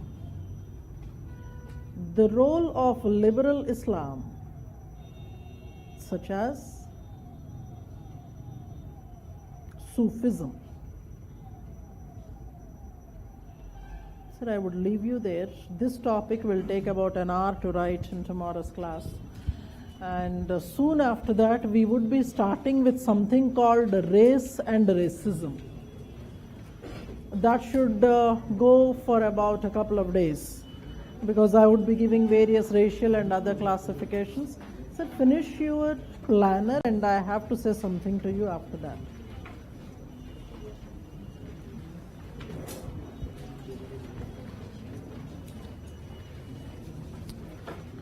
How many of you from life sciences background here?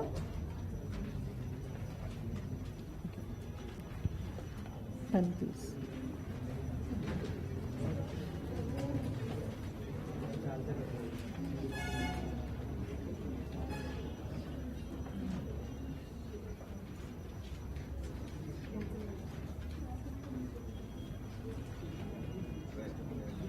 We dealt with two. One is One is Christianity, its impact. We were talking about Buddhism. Your source material will be, apart from your class, several mails that I shared with you. I have given one assignment, that is Buddhism versus Jainism, comparison of their impact on Indian society. I repeat, Buddhism and Jainism, comparison of impact on Indian society. And we will be continuing in tomorrow's class with Islam. Sir, what I wanted to say was, this Saturday and Sunday you would be having your physical anthro classes, starting with